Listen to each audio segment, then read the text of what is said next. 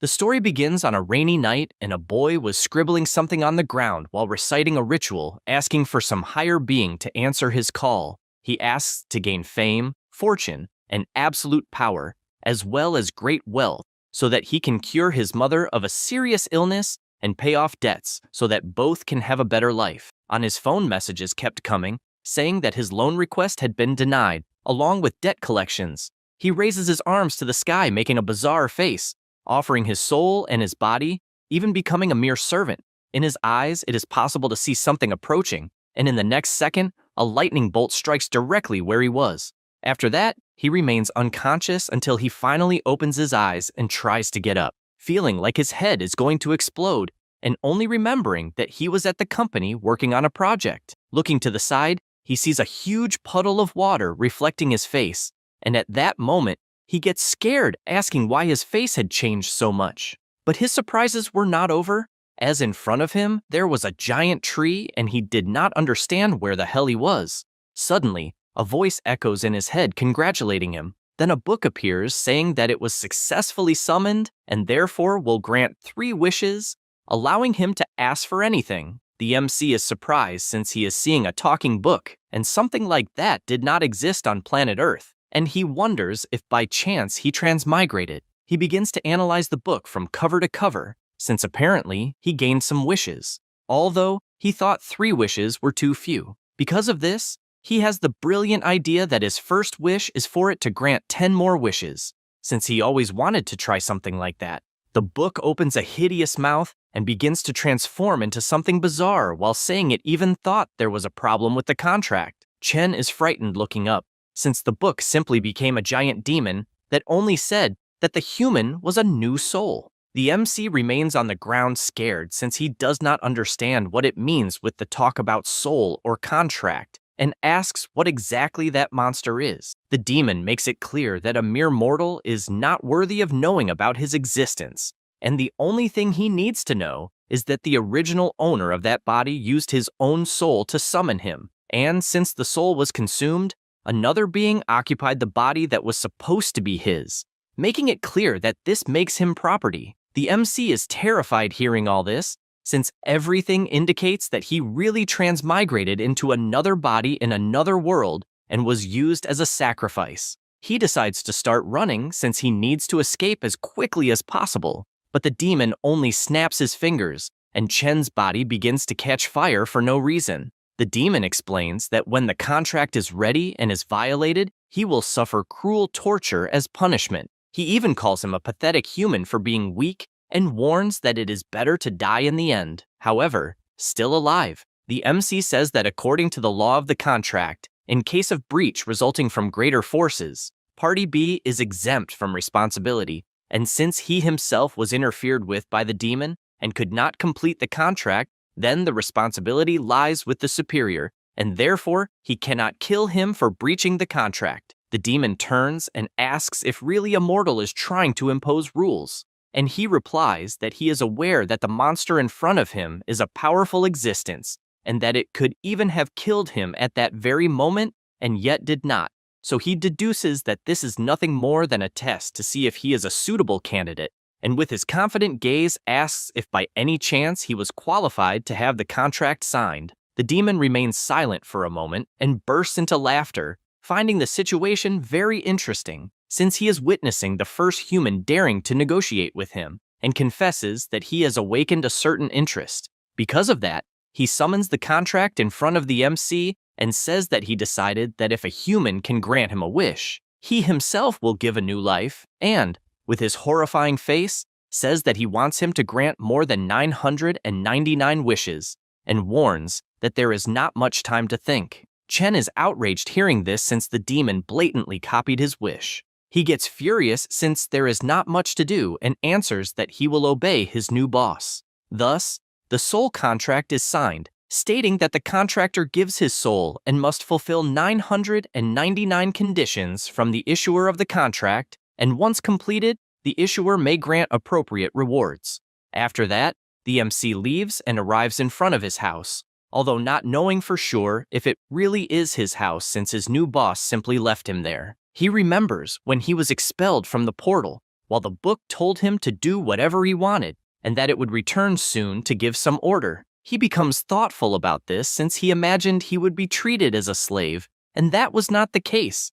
And since he does not know exactly what to do, he just decides to go on with life. He opens the door of the house and upon entering, asks if there is no one in the house, while also noticing that the family's situation is more difficult than he imagined. He picks up a paper that was on the table and is shocked to see that it is a loan contract of 2 liters of blood, not understanding what kind of hellish situation the original owner of that body was in. Suddenly, someone appears hitting him with an iron bar, throwing him far to the other side of the room. The man asks if by chance he was dead since he dared to ignore his calls. One of his henchmen asks him to be careful not to kill him, but the other replies that it is fine since the MC is a thief and his body is resistant. Chen turns furious, asking who the hell they are, but he receives another blow straight to the stomach, with the blonde guy questioning if he forgot the debt he made 7 days ago and if by chance he is drugged. He begins to unleash countless kicks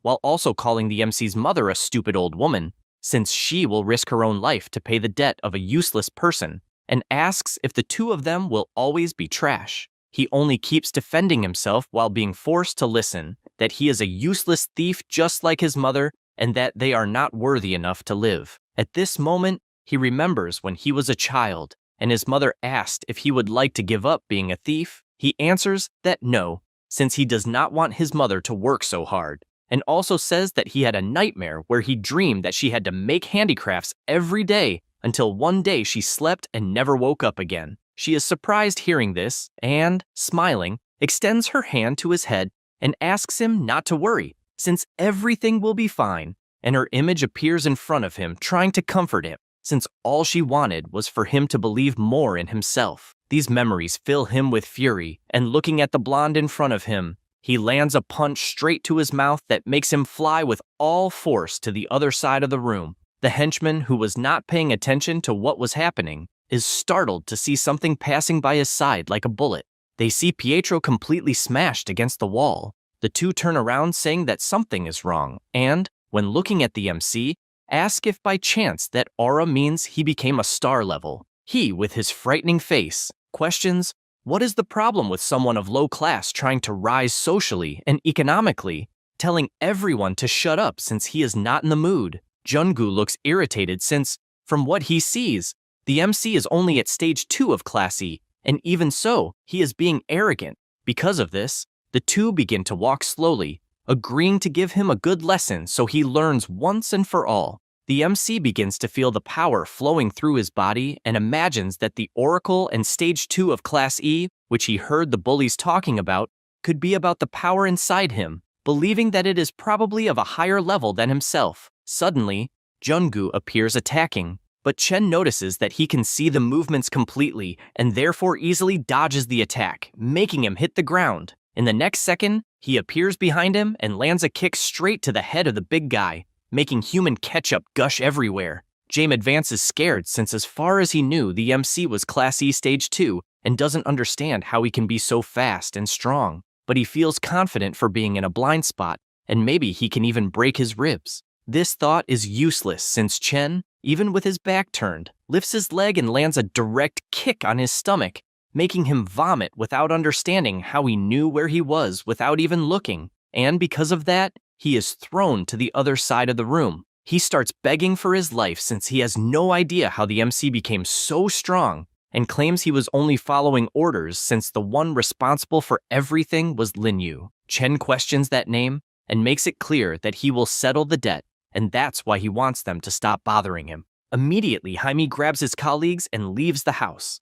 The MC stays silent for a moment and asks if by any chance his boss was watching. At that moment, the demonic book appears through a portal, confessing that he is surprised that he managed to sense his presence.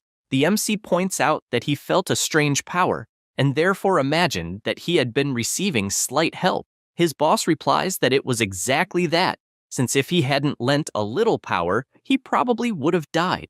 He gets excited since more and more he thinks of the book as his golden finger, because if it could lend power all the time, he wouldn't need to fear anyone. The evil god asks if he is dreaming since power is not something a mere mortal can use, and he even got lucky that time for not having passed the limit.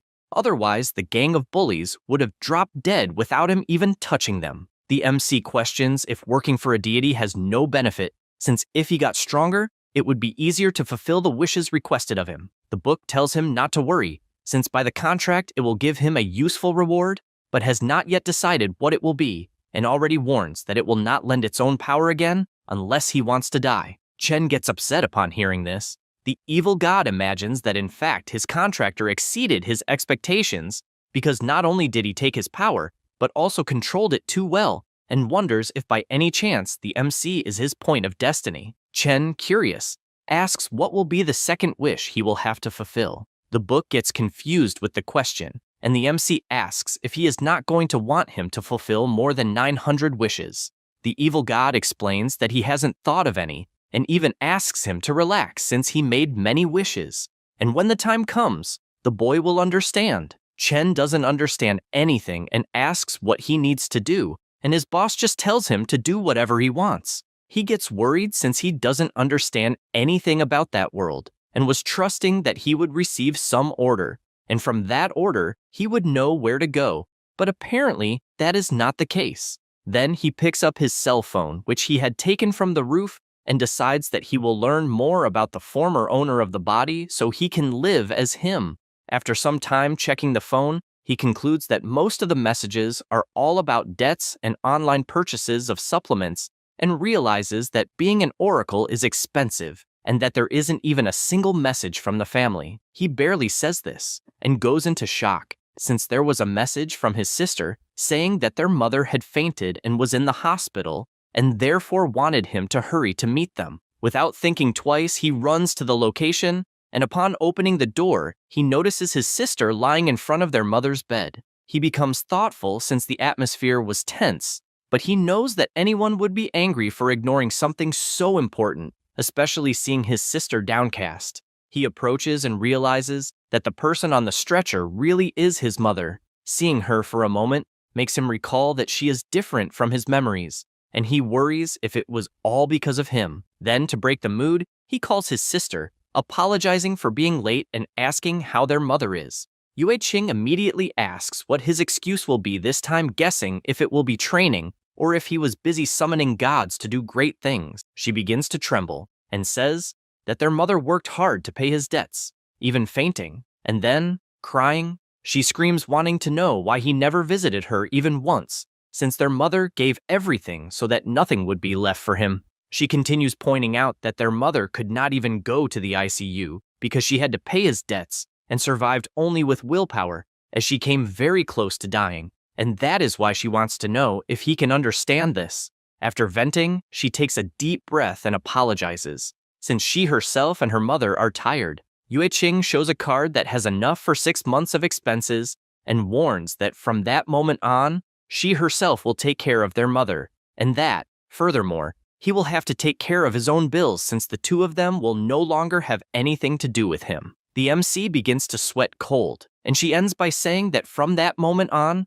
the two of them no longer have any ties with him. With this conclusion, he leaves the hospital, and the evil god says that he can feel his anguish, and asks if, by any chance, the words of a human affected him so much, since theoretically the girl should be a stranger to him, as he is a reincarnated from another world, and adds that in the end, it is not really his fault. Chen is surprised since he did not expect the book to be the type that consoles others, and explains that he is fine, as the girl just reminded him of the past. The book agrees, since it does not want to see any mess delaying its wish. The MC fills himself with confidence and asks if he will become stronger if he shows his worth, since that way, he will be able to make up for everything that happened. The evil god finds this interesting and replies that yes, he will become stronger if he proves his worth, and seeing the MC walking, imagines that he does not want to see the boy disappointing him. Meanwhile, at the brilliant nightclub in the City of Light,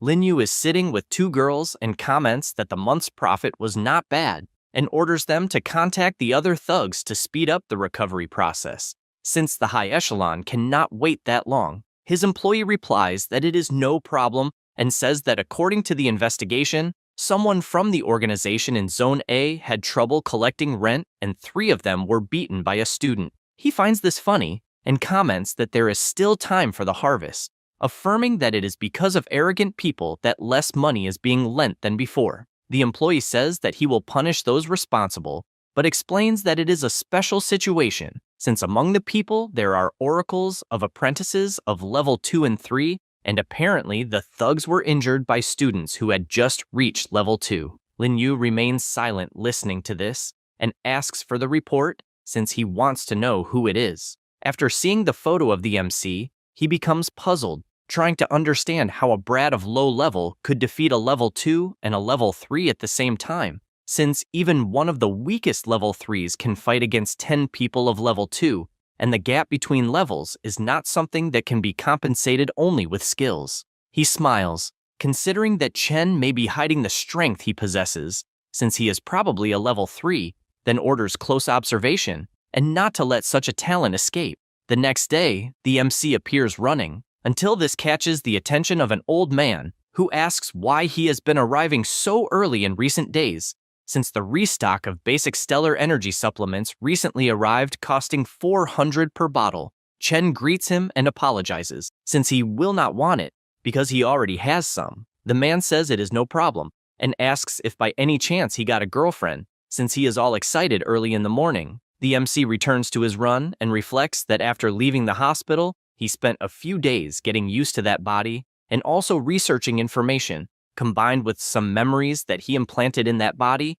and with that, basically understood all the common knowledge of that world. He knows that people in that world use special supplements regularly to gain power, and these individuals are known as oracles. The drugs used to become an oracle are very expensive, and that is why the former owner of that body had so many debts. He imagines that he does not know for sure what the upper limit is, but even the lowest level oracles have physical attributes highly superior to those of normal people. He realizes how much stronger his body became by using the supplement, making sense why everyone wants to become an oracle. Suddenly, his phone starts ringing, and when he answers, he notices it is the class monitor, who criticizes him wanting to know if he is awake, and also warns that the leave he asked for has ended, and the teacher asked her to remind him to return to class. He says he did not forget since he was awake, but inside he knows he did forget. Because of this,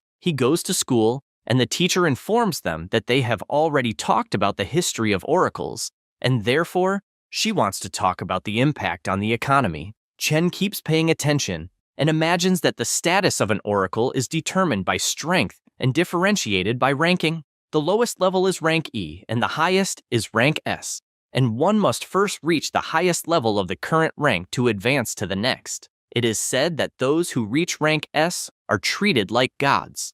To compensate for the power of the oracles, the world is divided into 5 levels. The 5th level is where ordinary people of level E live, and it is called the peripheral layer. Levels above 4 are the inner layer, symbolizing power and strength, and one must be at least rank D to enter. He imagines that he is currently at rank E, which is the lowest possible, and to obtain more resources, he will have to go to the median sector of the city, and therefore needs to figure out how to increase his strength as quickly as possible. Suddenly, he is hit by a piece of chalk, and when he looks back, he notices it is 2 students provoking him. Jonas asks if by chance he is mocking them, acting superior just because he did better on the written test. And his friend concludes that even though both are level 1, his punch alone is enough to knock him out. The MC thinks there is trash everywhere. At this moment, the teacher announces there will be a test in physical education class, and therefore, everyone must change clothes to go to the yard. Already outside, Chen keeps warming up while reflecting that students from the Oracle department have physical education classes most of the day, and he even finds the methodology interesting. At this moment, a student approaches calling him, and everyone around starts shouting that there will be a fight again, since they see the troublemakers picking a fight with the MC, and even ask if the 2 never get tired of provoking him since every month it is the same. James keeps provoking, wanting to know if he enjoyed facing them in the classroom, and asks what is the point of scoring high on the written test, since on the battlefield it means nothing. He also states that for an Oracle level and strength are the most important, and asks if in terms of strength, the MC is not just a piece of trash at his level. Chen finds this funny and asks if, following that logic, he himself is not also useless. Hearing this makes him curious enough to prepare to throw a punch. But when he does, his strike is blocked with extreme ease, and the other still asks if he has finished spouting nonsense. Jamie starts to worry since he cannot break free. The MC then asks if he can shut the trash's mouth, and he starts trembling all over, asking him to wait. At this moment, both feel a powerful presence, and Chen begins to sweat cold as it is an intense feeling of oppression. It was Professor Zijoa, wanting to know who gave permission to cause problems in his class. He calls the MC a junkie and questions if he is already causing trouble right after returning. Chen changes his expression and responds that he is not, saying they were just practicing a fight, and therefore he releases the guy's arm. Zijoa says that was the first warning and makes it clear that if he does something again, he will have problems. Then he gathers the entire class and orders them to listen carefully, since they have only 3 months until the graduation exam, and the post-graduation transfer tournament is even more important. He warns that if they do well in the exam, not only will they bring glory to the school, but they will also be able to enter a prestigious academy, and to ensure good performance, he prepared beginner supplements of rank A. The students start taking the test, and while one is already almost dead with 24 repetitions, another is more excited, reaching up to 50. The MC watches from afar, questioning if that is the Oracle's test, since he thought it would be something special. At this moment, someone calls his attention asking if he is okay. It was the class representative saying that he had missed several days, and, because of that, thought something had happened. Then, she gets embarrassed, apologizing for being nosy, but she found it strange that something like this happened so close to graduation, and was just curious. He laughs and says he is fine, also thanking her for caring. Ludian then asks if he will not buy the teacher's supplement, and he answers that he will not, since he has no money, and imagines that the supplements are expensive, and if he is the only one not buying, then it must mean he is the poorest in the class. She starts saying that he will have difficulties if he does not buy the supplement, but is interrupted by the teacher calling her. The girl says goodbye and goes to the bar to try to pass the exam. Zijoa observes and reflects that she bought 2 bottles of supplement, and because of that, he approves her. Chen starts realizing that the teacher helps those who buy the supplements and hopes his skills will be enough since he is poor. He barely thinks about this and is called to take the test, and the teacher notices that he did not buy anything and, with a smile on his face, imagines that no one can be confident to pass without the supplement and, after making him fail, will use him as an example. The MC looks at the iron bar and notices that it seems normal, but when he places his hand, he is startled since he feels his body getting heavier, and the more strength he uses, the harder it gets, trying to understand if it is because of the crystal on the protection of his wrist. He also notices that the applied weight has a limit and that, with his current strength, he will be able to adapt. Then he immediately starts doing the bar, even with the weight rising from 20 kilos to 100. The students around are surprised to witness this and ask if by chance the MC just did 100 times, since before he could not even do 30, and he is already almost second in the ranking. He finishes the exercise, and at the same moment several students run around him saying that he was incredible, since with the grade he got he could join the elite class. And they still ask when he reached second in the rank, and if by chance he used many supplements. At the same time, the teacher is watching from afar, wondering if Chen used steroids, since his physique improved a lot, but soon dismisses this possibility because it is something too expensive for someone like him to buy, and he does not understand how he reached second rank in just a few days. Besides worrying that if they discover he reached such a level without using supplements, he will not be able to sell anything anymore. He changes his expression since he does not want his sales to end this way, and because of that, guarantees that he will teach a valuable lesson. After that, in the principal's office, he is on the phone saying that for a school like his, which has no support or sponsorship, producing someone of third rank is too difficult, and because of that, he wants to try to reach some agreement, but cannot. Because of this, he hangs up the phone and feels frustrated since the elite class equipment requires a lot of money, and the school practically has no resources to maintain someone of second rank. He looks at the picture of his senior and asks what he should do, since the academy will go bankrupt if it continues that way. At this moment, he looks to the side since the teacher asked to come in, and as he approaches, Zijoa delivers the students' grades and says that the performance was excellent and that he believes the class will produce extraordinary oracles.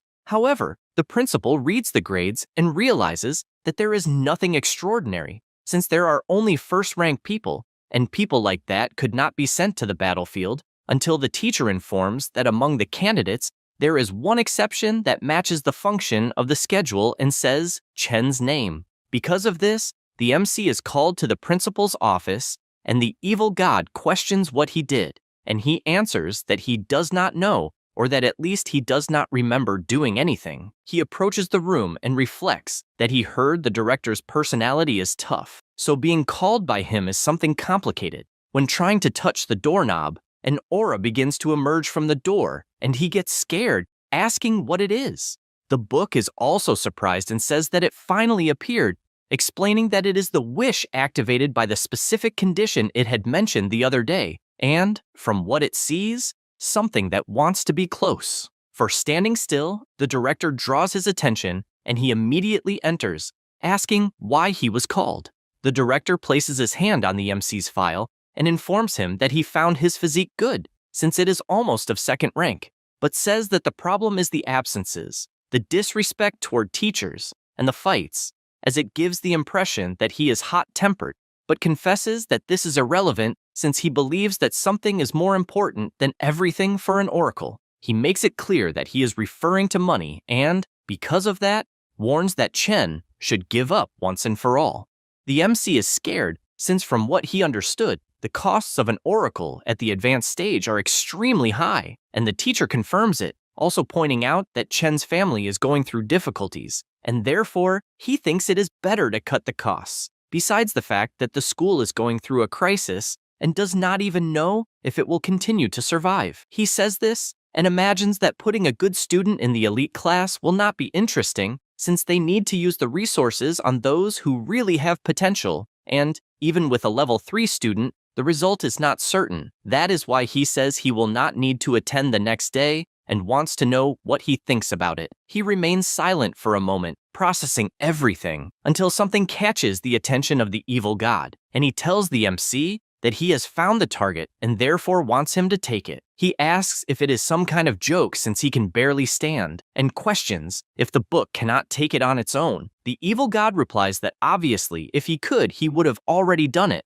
but the contract stipulates that he can only obtain something that belongs completely to the MC, and therefore, he must find a way to possess the crystal. He does not like this at all, since if he wants to pay his debt, he will need to enter the central zone of the city, but he is aware that entering the city, besides requiring a rank D, also asks for an Oracle graduation certificate, and that is the only high school in that city, so he cannot be expelled at all. After thinking about it, he takes a deep breath since he needs to find a solution, and as far as he remembers, since the founding of the Elite Academy, no student has surpassed level 2, which means that for the school, anyone above level 2 is incredibly valuable. He calls his master, and, since he has not yet received a reward for helping to fulfill the wish, he asks if he can decide on his own which one. The book thinks for a while and replies that probably yes. Then, confident, the MC says that the reward he wants is to borrow the power. The evil god says that his body will not withstand it, and that he only survived last time by pure luck, so he asks him to choose a different plan, but he replies that he cannot risk being expelled, and since if that happens, he has no idea how long it will take until the next chance to reach the central city, he asks him to trust him. The book perceives all this confidence and activates the contract, releasing its power, also warning that he will be on his own. The contract appears stating that the contractor grants the contracted one a reward, which is to borrow the power at any time, but warns that all consequences are the responsibility of the contracted one. He accepts without thinking twice. At that moment, the principal asks if he has anything else to say, and he replies that he would like to be tested once again to be able to decide his status only after that. Hu Wei sighs and tells him to squeeze his hand, and when he does, he realizes that he is at level 2 and that it is higher than the report stated, but still far from enough, and therefore considers it a shame. The MC closes his eyes since he knows he has only one chance, and decides that he will use the maximum of the power he absorbed. Thinking this, his body begins to overflow even more energy, leaving the principal startled, since in front of him is a student overflowing with incredible power. The book is also surprised since it did not expect the explosive power of the MC to exceed even the power it had lent. Hu Wei, still astonished, cannot believe that the level simply rose all of a sudden, and looking at Chen, concludes that he has already reached level 4. Then he asks about the result, and the principal, imagining that heaven never blocks anyone's path, shouts, begging him to please represent the school in the regional exchange tournament. He is confused by this request and asks if by any chance they want to impress the Department of Education by making a level 4 participate in the tournament. Hu Wei replies that yes, since competing in the level 4 classification is the greatest honor among all Oracle schools, and also says that their school has been last place for many years. Therefore, they need to show results soon. He also reinforces that this is the reason they are concentrating their resources on the most promising students,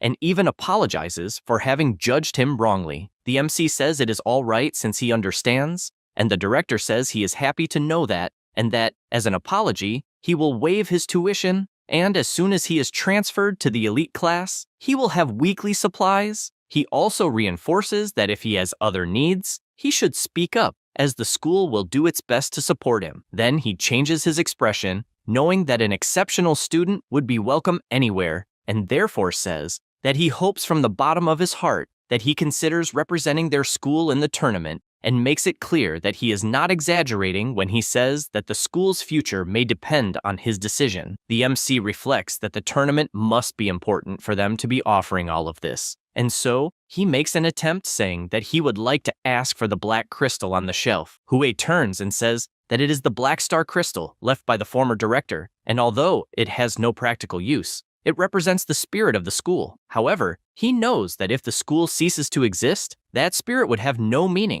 So giving it away means saving the school, and he sees no problem. Chen asks him not to worry, as he will do his best in the exchange tournament. The director says it is settled, but confesses that he is a little curious since he has no idea how a student increased his power so drastically. He laughs and replies that he trained in secret and has a kind of special training method, and therefore asks to keep that level a secret. Hu Wei says that it makes sense, and imagines that concealing levels is a skill developed by oracles to deceive enemies in combat, and he did not expect someone so young to have such tactical awareness. At this moment, a female student arrives in the room at the director's request, and he says that she should quickly take Chen to the elite class according to his instructions. She says it is fine, and they both leave walking through the school. At this moment, the teacher comes running and starts shouting at the MC, saying that he tried to beg the director to change his mind, since even with average grades, everyone deserves the right to learn, and he also asks him to stay dedicated even after being abandoned. The MC does not understand all of this, just like the student, who says that Chen was not abandoned, but transferred to the elite class. She also says that the director is looking for him and even seemed angry. Zijoa thinks about it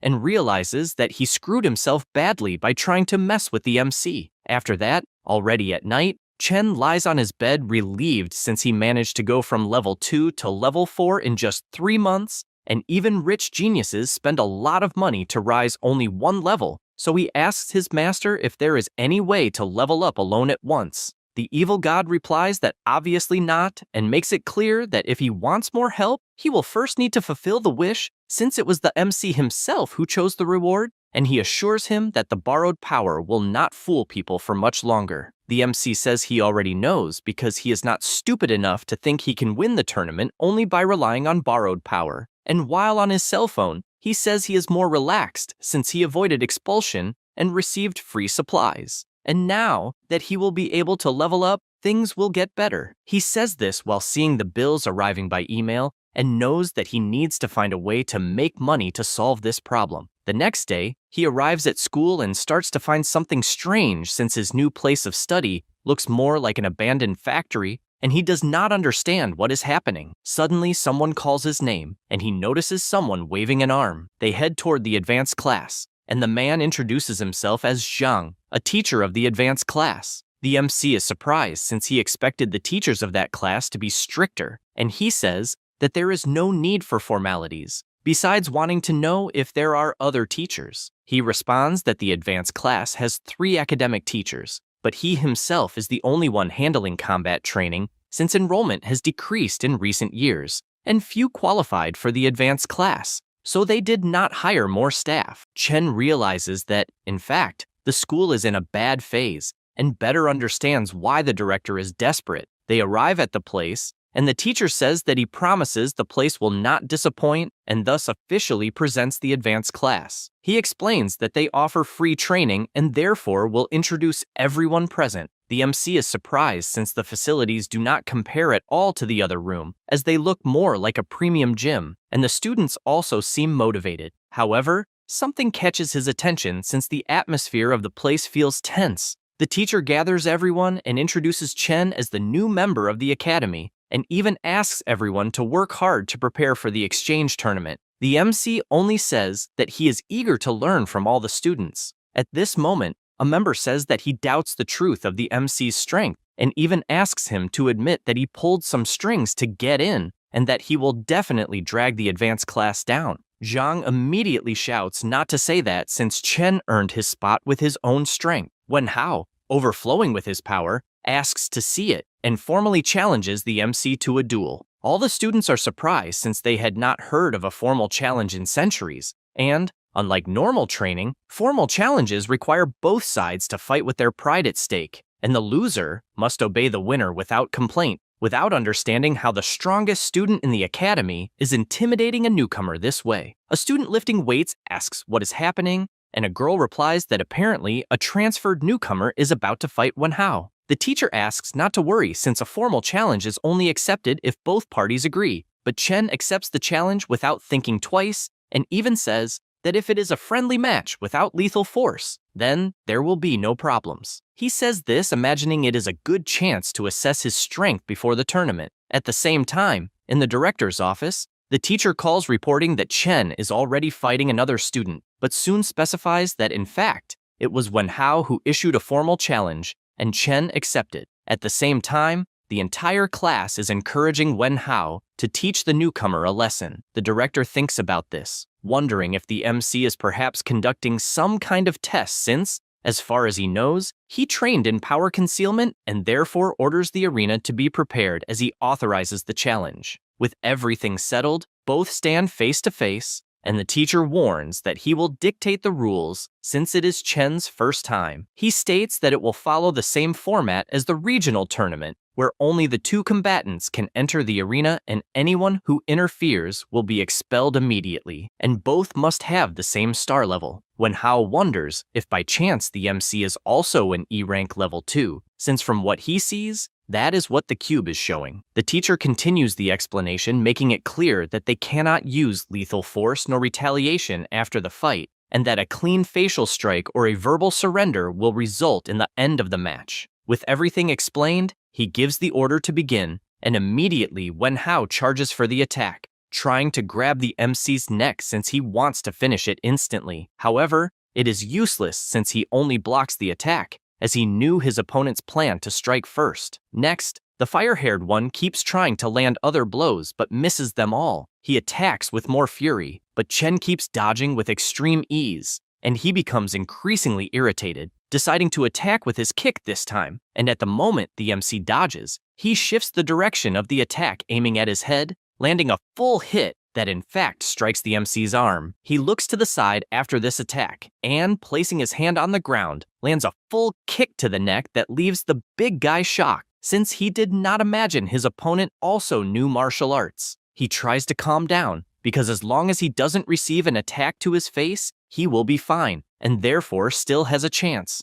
But when he turns around, he comes face to face with Chen's fist hitting his face. The MC pulls back his hand and warns that a clean facial strike means victory. Wen Hao simply cannot believe what happened, and the teacher shouts that the winner of the duel was Chen. Wen Hao still tries to process that he lost, as do all the other students who are shocked that the strongest in the class lost to a rookie. The MC imagines that the match ended faster than he expected and then asks if by chance there are any more complaints or if they are all over. The teacher, still processing what happened, thinks that Wen Hao had professional training and therefore does not believe he lost. On the other hand, Chen never trained any technique, but his physical abilities and reaction speed were exceptional. At this moment, someone appears saying it was exceptional. It was the director who, besides praising the fight, called the MC to talk for a minute, and the two walked away while people still admired how strong he is. Meanwhile, the blonde guy could only think that he needs to recruit Chen for his team at any cost. At the same time, the director wonders if the MC is getting used to the elite class, and he replies that everything is fine, although he noticed that his classmates are a little too enthusiastic. Hu Wei agrees and says it is normal for them to be surprised when they see someone strong, and therefore asks him to focus on training, also telling him to ask for anything he needs. The MC is amazed at how much the director came to trust him,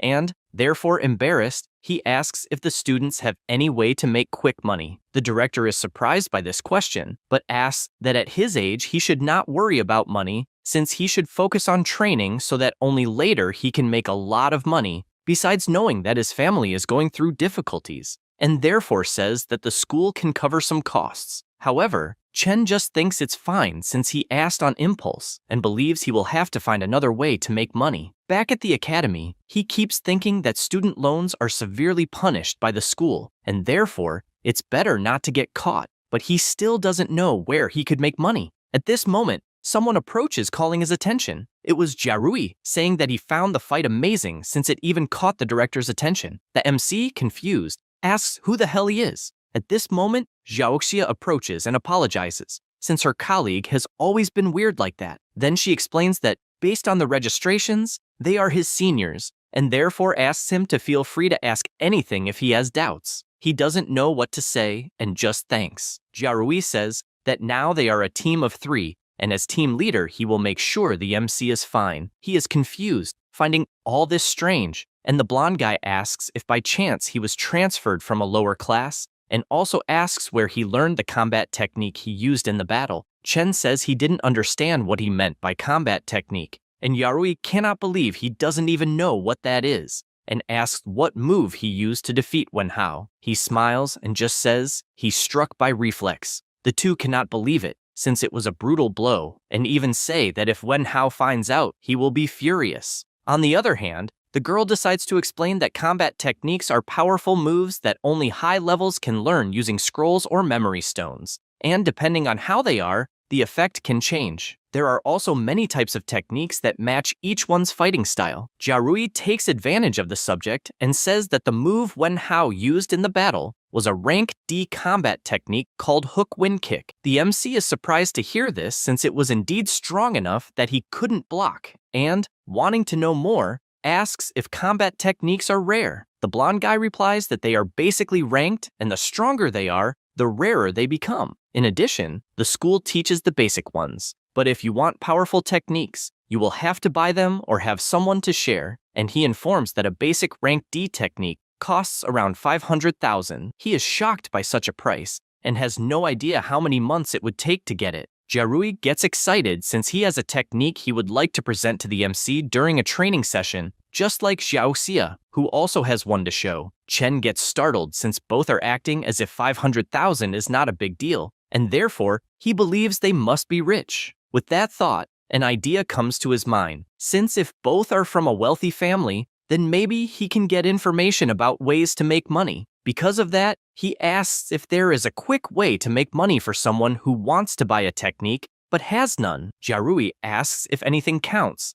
like robbing a bank, but he replies that this is not allowed either. The blonde guy becomes thoughtful, trying to imagine a way without limits to get money quickly, and concludes that the only option is the miracle zone called Blackwater District. At this moment, Xiaoxia appears, punching him on the head and asking him not to talk nonsense, since if a teacher hears them, they will get a huge scolding. The MC becomes curious and asks what the so-called miracle zone of the Blackwater District is. The blonde guy smiles and says he was just joking, since although he has heard that anything can happen there, the school forbids any student from getting close, and if caught, they will be exposed without even a discussion. He then asks how much money is needed to learn the combat technique he wants. The MC replies that around 300,000, and both get scared since it is a very high amount. Immediately, they both check their balances, but realize they do not have all the money. Chen, however, becomes thoughtful about what he just heard, since desperate times call for desperate measures. And so, he decides to check the district after leaving school. Later at night, on the Blackwater Road, the MC approaches using the location on his phone and realizes the place is not very far from his house, since it only took a few minutes by car. He imagines that he changed his uniform to make it harder for someone to recognize him if seen, and then asks his master what he thinks is in that place. However, he becomes confused since the evil god's book did not appear to give any answer. He says he knows that the outer zones do not have many high-level envoys, and therefore believes he can handle it alone, even seeing that the place has clearly been abandoned for a long time. Suddenly, he hears some noises and concludes there are signs of someone walking in the area. And upon seeing a light inside a door, he imagines there must be some interesting secret to discover. As he begins to enter, some people arrive at the place and watch with sinister faces. After Chen goes down the stairs, he is surprised since the so-called miracle zone is truly amazing, as it is like a secret city. He observes the dirty streets and people making illegal deals. While watching all this, he concludes it makes sense why it is forbidden to mention that completely lawless place, since profits can be made in any way, and he believes he might get the money even before the deadline. Only then he closes his eyes, and looking back, asks how long he will be chased. A man with his group approaches and says he was planning to defeat him when he had the chance. But since he was discovered, he decides to change to something more aggressive. The MC questions why he wants to defeat him, and he replies that he knows very well what kind of person Chen is, since he has seen many like him who are disguised brats,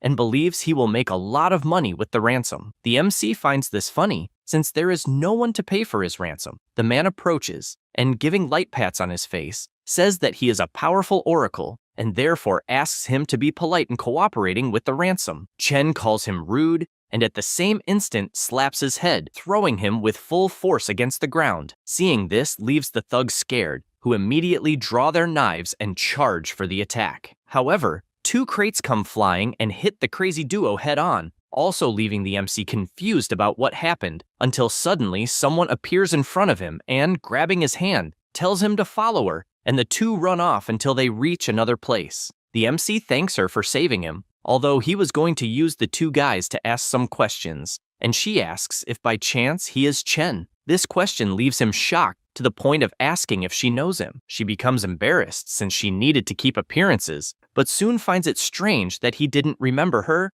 and therefore replies that no, pointing to his collar, which was how she identified him. Chen is surprised since he didn't realize his name was on the collar, and so he thanks her. She feels relieved since she almost lost her disguise, and then asks him not to disclose information about the Blackwater district since it is dangerous, and therefore offers to take him out. However, he refuses and thanks her since he has urgent business in that place. Furthermore, he becomes downcast because if the girl tells that a student was there, he could get into trouble. As he was leaving, the girl starts imagining that it has been years since she last saw Chen, and wonders if he really forgot her, or if he is pretending, and if he really is a student, she doesn't understand what he is doing in such a dangerous place. She also noticed something different when touching him, and questions if by chance he became an oracle. Somewhere else, the MC makes his deals, and after concluding them, thinks that he already has enough to cover the basics, but knows that he will need to find another way to make more money. At this moment, a man calls his attention and says that he is a tour guide since he knows everything about that place, and therefore he could ask anything. The MC is surprised to know that, and therefore asks where he could make quick money in that place. The man smiles and asks him to follow, since he knows an easy place for that. Upon arriving at the new location, a battle was happening, and he asks if by chance it is an underground fight club. The man replies yes, and that it is the Money Hub. He explains that that night a special fight is happening since the winner gets the cash prize, a portion of the bets, and even oracles appear to fight. The MC realizes that although the fighter seems strong, he is level 1, and upon seeing the prize amount, understands that it is a perfect chance to gather money. The man asks if by chance he would like to enter since he could arrange some chips, but he tells him to forget the chips since he will take the prize money. The guy becomes confused since he first thought he would make money by betting and not by fighting. At this moment, Lin appears, since she saw the MC enter the place, until she becomes shocked when looking ahead, as she sees him inside the ring and doesn't understand what is happening anymore. The fighter introduces himself and says that he is the strongest of all, but before even finishing speaking, Chen lands a punch on his face that sends him to the other side of the ring. He can only think that he needs to finish as quickly as possible and therefore asks for the next one to come in immediately. The man does that, but in the next second he is sent flying. This leaves the next fighter scared, but it is already too late since he too is sent flying with a single blow from the MC. A businessman becomes frightened by what he is seeing, since they only let Chen fight because he seemed weak and doesn't understand what the hell is happening. At this moment, one of his henchmen approaches saying that all the contracted fighters gave up on the matches, and even the clients think that they are rigging the fights and therefore want refunds. He despairs since this will be problematic and therefore orders to release the special fighter. Meanwhile, in the ring, the MC finishes off everyone who dares to challenge him, and since he knows the guy he defeated was the last one, he asks if by chance he can already receive the prize. However, it is announced that there is still one more fight ahead, and that it is, in fact, the most exciting of all. He worries about this since it implies that the organization never planned to pay him. At this moment, the employees enter carrying the special fighter, and the MC gets scared as it is announced that the next fighter is the aberration Niflun. After positioning the monster, they release it from the restraints to the point of it falling to the ground. The MC keeps watching without understanding what is happening until a device on the back of Niflun's neck activates, and he begins to rise, showing the hideous face he possesses. A woman in the audience says it is scary, and her husband asks her not to worry since he is there to protect her. But in his thoughts, he is relieved to be in the last row, as he almost peed himself from fear. Lin also gets scared and does not understand why a monster like that is there. Holding her phone tightly, she imagines that Chen is not capable of dealing with a monster of that level, and also knows that she cannot rescue him as that would expose her location. She grows more and more frustrated. Meanwhile, the MC finds it annoying that the evil book does not appear in such a crucial moment and knows that Niflun is definitely different from his last opponent. He looks directly at the monster and immediately realizes how frightening it is, since it looks more like a hunter going toward prey. At the same instant, Niflun moves his finger and instantly attacks Chen's face, who narrowly dodges in shock. He cannot believe how fast the attack was, and if he had not dodged instinctively, he would have died from that blow. He turns and realizes the monster is trying to kill him and therefore charges, holding both arms of his opponent since he can no longer hold back. However, the monster's strength is such that it begins to drag him backward, and this makes him even more worried as he needs to finish the fight as quickly as possible. He decides to raise his level to 4, and at the same instant his power begins to overflow through his body, and forming a hammer with both hands, he strikes the monster hard against the ground to the point of damaging the device. He keeps watching and considers whether this opponent died, but in the same second, Niflun counterattacks, grazing him with his strike. Chen retreats since his strongest attack did not have much effect, as the monster's thick skin is too resistant. He keeps running, imagining he needs a weapon. At this moment, Niflun attacks again with the resistant skin he created on his finger, and the MC takes the opportunity to break it in half. Then he takes the skin to use as a weapon and lands a direct blow on the monster's neck to the point of breaking its jaw. This frustrates him, since the blow was superficial despite causing damage. At this moment, the monster begins releasing gas throughout the arena, and Chen wonders if it is toxic mist, but realizes it is just ordinary mist. Because he overthinks, he gets distracted and a blow lands directly on his stomach. He tries to counterattack, but besides missing his target, he takes another hit on his back. He tries to defend himself from the countless blows he is taking while imagining that he cannot see anything in the mist, and all he needs to do is find a weakness. He knows that even if he survives the attacks, at some point the borrowed power will end, and therefore he must finish the fight before that happens. He tries to calm down since he needs to see through the enemy's position using all his senses. He thinks about this and tries to focus as much as possible. By doing so, he begins to see some figures moving through the mist, and this makes him confident until another attack comes his way, and he manages to grab the opponent's arm in time and then cuts it off, making the monster scream in pain. The MC wastes no time and attacks since he found an opening until he feels his heart being electrocuted, implying he is reaching his limit. Because of this, Niflun manages to hit his hand to the point of knocking the weapon away and then attacks with his tongue, once again striking his stomach. He does not give up and decides to borrow more power. Only then does he grab the monster's tongue and pull it with all his strength toward himself. Then he grabs firmly onto its mouth with both hands and, with all his strength, warns that it is not over. Only then does he begin to scream and, without hesitation, tears the monster in two with his colossal strength. The businessman tries to understand what happened, but he can't because of the fog, until he looks terrified at the result. The same goes for Lin, who doesn't understand how what she just saw was possible, since right in front of her was Chen holding the monster's two pieces in each hand. After throwing them on the ground, he looks back with his evil gaze and terrifies all the security guards. The businessman keeps asking how it was possible and, full of fury, says he can't believe his star fighter, for whom he paid a high price, was simply killed. The MC remains standing in the arena, hearing the organizers shout to go to the competitor to congratulate the new champion, and that makes him wonder if it's finally over. After that, backstage at the arena, the organizers show the cash prize and inform him that it totaled 510,000. Chen reaches out his hand, but one of them closes the briefcase at that moment. Then, he tells him to wait and, furious, orders him to become a contracted fighter competing under his agreement. Only then he will receive the 510,000, or else just accept 110,000 to walk away. Chen questions what he means by that,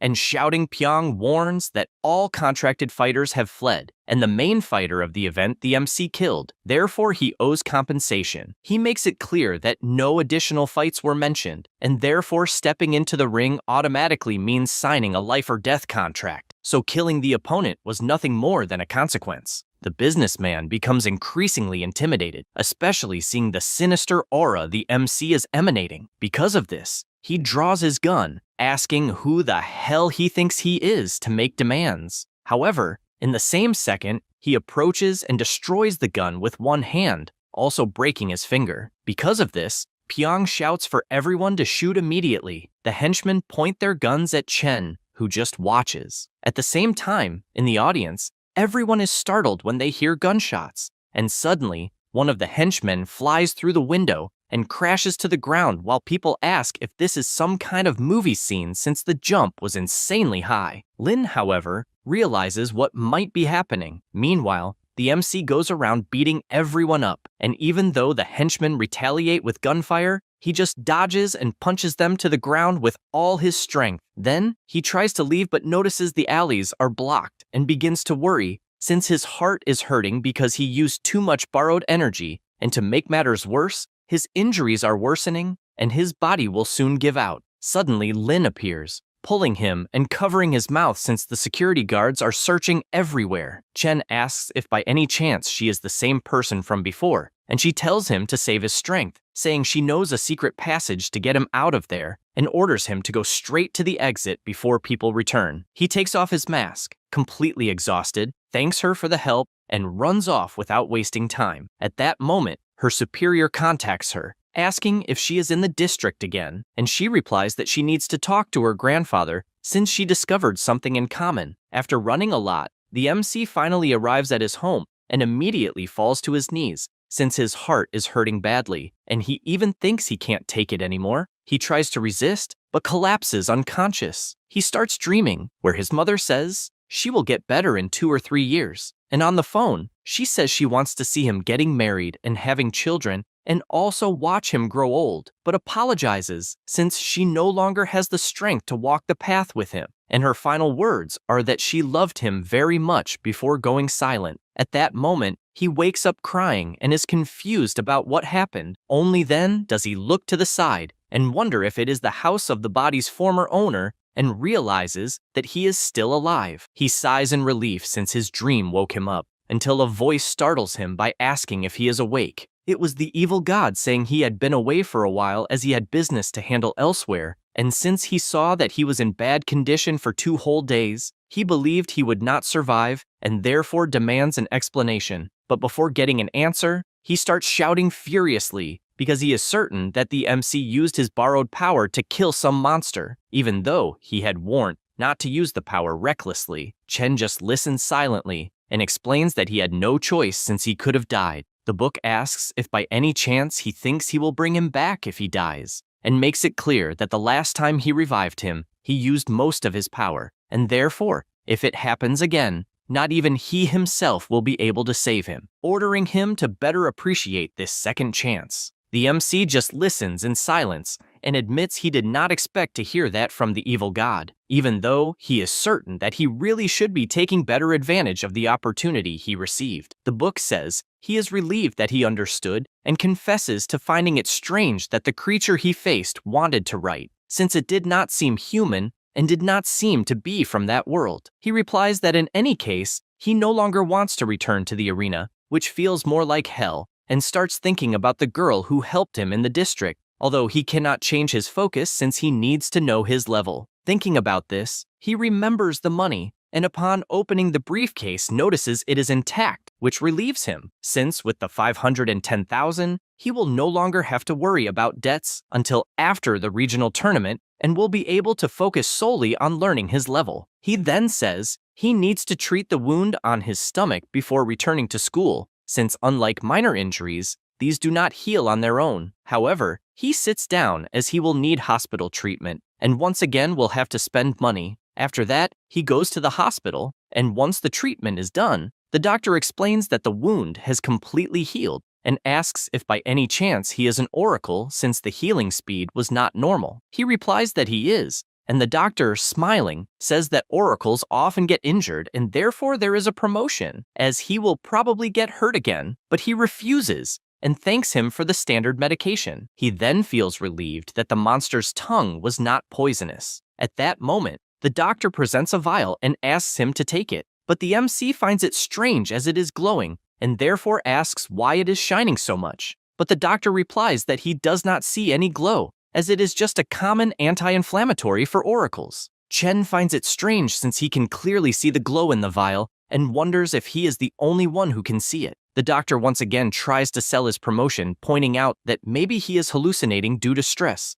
but he refuses again, and then notices that all the vials in the room are glowing, as well as some people in the hospital. He finds all of this strange and ponders whether it is one of the effects of being an oracle, and as far as he knows, the difference between ordinary people and oracles is the enhanced star energy. He wonders if the incident triggered this and feels happy, since if it is true, it will be great, as the leveling of an oracle depends on the absorption of star energy, and if he can really perceive it, he will be able to absorb it more efficiently. Suddenly, he notices a person approaching, and as they pass by his side, he feels an energy on another level. He begins to sweat cold as the star energy he felt was extraordinary. This man looks back and asks if he was scanned by any chance, but he doesn't understand how that's possible, since there's no one strong in that room. At that moment, someone calls him through the communicator asking if he's still at the hospital and also reminding him not to forget the mission to find the alien star. He asks them to relax since he doesn't want to waste that trip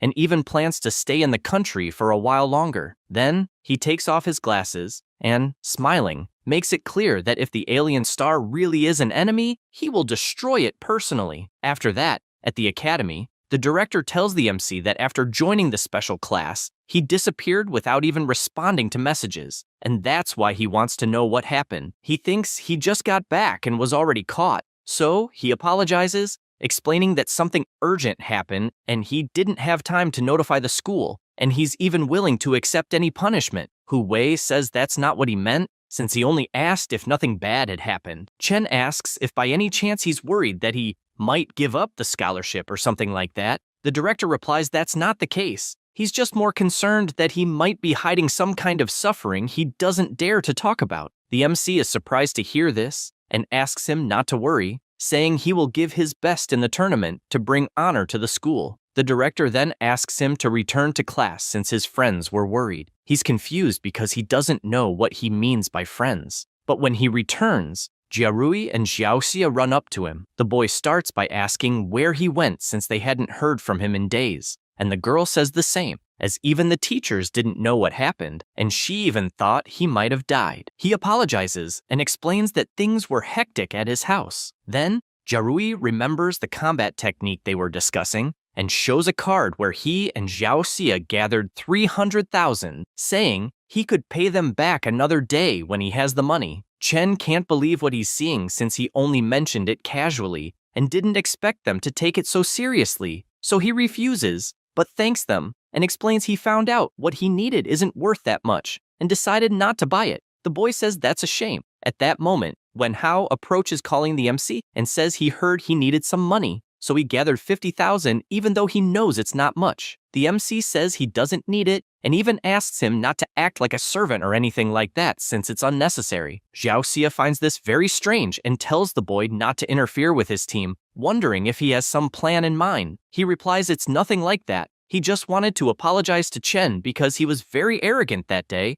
and just wanted to make a new friendship. She whispers to Chen saying the boy is right since it was the first time he suffered a defeat and asks if he could let him join the team. He replies there's no problem with that. With that settled, she explains they're willing to accept him as the 4th member of the team, and Jiarui says they should celebrate, suggesting Wen Hao serve him a glass of water, but the boy asks if this is some kind of joke since if anyone should do something like that, it should be for Chen and not for someone who defeated them badly. He gets angry hearing this and asks if by any chance he just joined the team and is already acting like the boss. The MC feels happy to see that they're all great teammates and thinks he's lucky to be alive, otherwise he would never have met them. After that, in the training room, he continues imagining that the way revelators evolve is simple, since it's just about letting the body absorb the stellar energy, and the more energy it absorbs, the higher the level, like an experience bar in a game. However, he also realized that the absorption rate is even more complicated than expected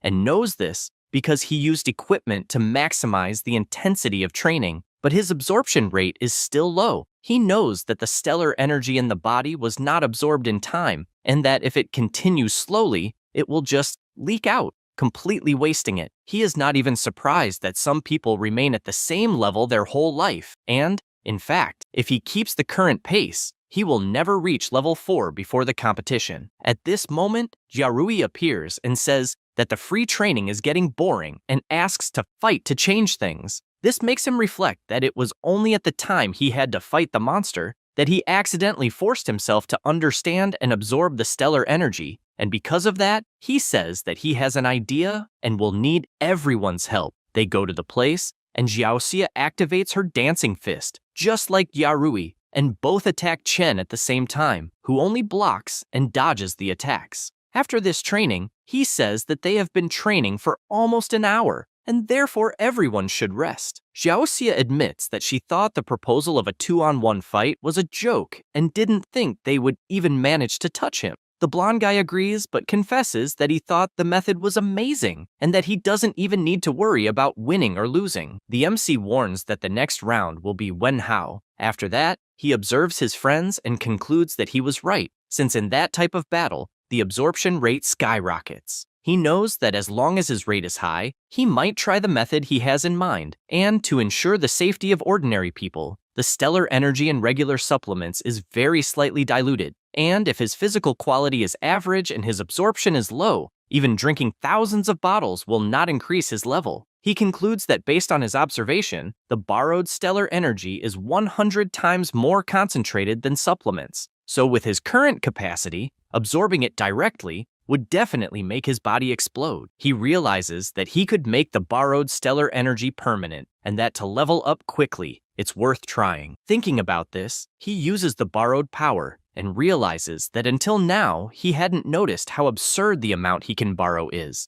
but knows that this allowed him to level up twice in a row, and little by little, he compresses it as much as possible until finally activating absorption, and his body starts drawing all the power into his chest. He starts sweating cold since he didn't expect that even a small amount would be so insufficient, as his entire body filled instantly, and realizes that even desperately holding back, his body still absorbed too much, and at that rate, his body will explode. So he raises his hand since he needs to release all the energy, and the power is shot into the sky, scaring everyone inside the gym, who start questioning if an earthquake is happening and if Chen suddenly released stellar energy. At this moment, the evil god appears asking what is happening since he felt some strange power and seeing the MC's body full of energy, questions if he absorbed the borrowed stellar energy. He answers yes since he tried to control it while it was little, but unfortunately, it worked. The evil god is outraged that he managed to absorb his stellar energy and didn't die,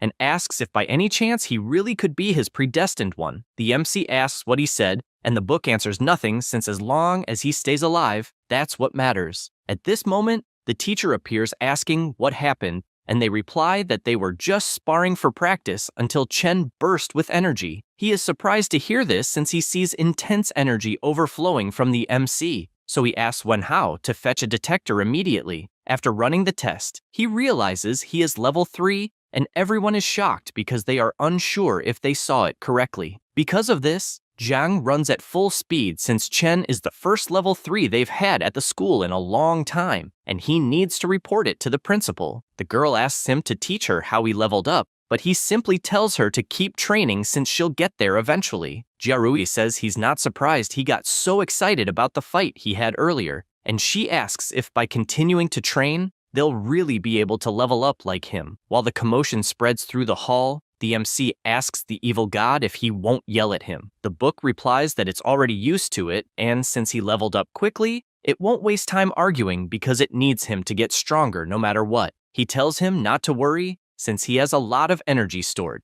and when his body finishes absorbing it, he will probably reach level 4. The evil god just stares at him without saying anything. After that, time passes, and there are 55 days left until the exchange tournament. During this time, the MC continues training alone and with his team. Time goes by until it's finally September 6th, and there are 0 days left before the tournament. At the venue where the event will take place, everyone is amazed since they didn't believe the stage would be so big. Wenhao asks the MC if he's ready for level 4 fights, since the gap from level 3 to level 4 isn't small. He tells him not to worry because the principal said to just participate enough and win no matter what. So if it gets dangerous, he'll simply give up. His team wishes him good luck since the rest areas for level 3 and level 4 are separate, meaning they'll have to split up. He says goodbye since the moment has finally come and decides it's best to prepare as well. Meanwhile, in the VIP stands, the principal comments that it's his first time in a VIP area,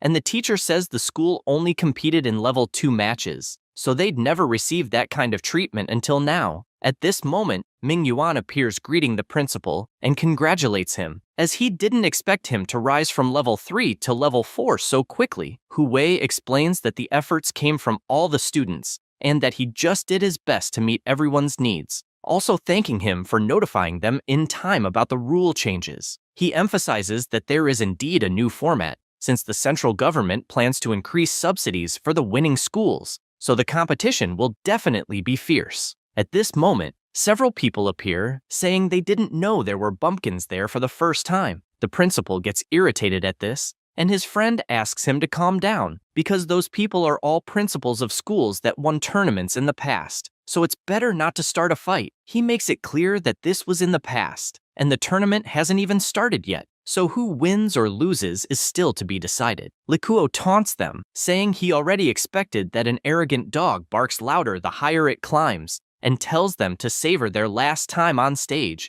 since they'll never have another chance. The principal just sits down, and the teacher whispers, wanting to know if the kids will be okay since it's their first time in a high-level match. Hu Wei asks what he thinks about their school's students, and he replies that he thinks they're amazing, especially Chen, who is extremely talented. The director agrees and therefore only asks to trust him. Meanwhile, in the arena, Ludian is holding her school sign high in the crowd and reflects that she is very nervous since it's her first time in a place like that. Besides wanting to know how Chen is doing, she confesses that she couldn't believe it when she heard that he was going to enter the tournament. That was a week earlier. She was walking through the school right after receiving the news that Chen had moved to the special class and tries to cheer herself up, since now he is a school star who even represents level 4 players, and therefore she believes he probably wouldn't want to talk to someone from the lower class anymore. At that moment, she trips, but before falling, someone catches her. It was the MC, asking if by any chance she is okay. The class representative gets embarrassed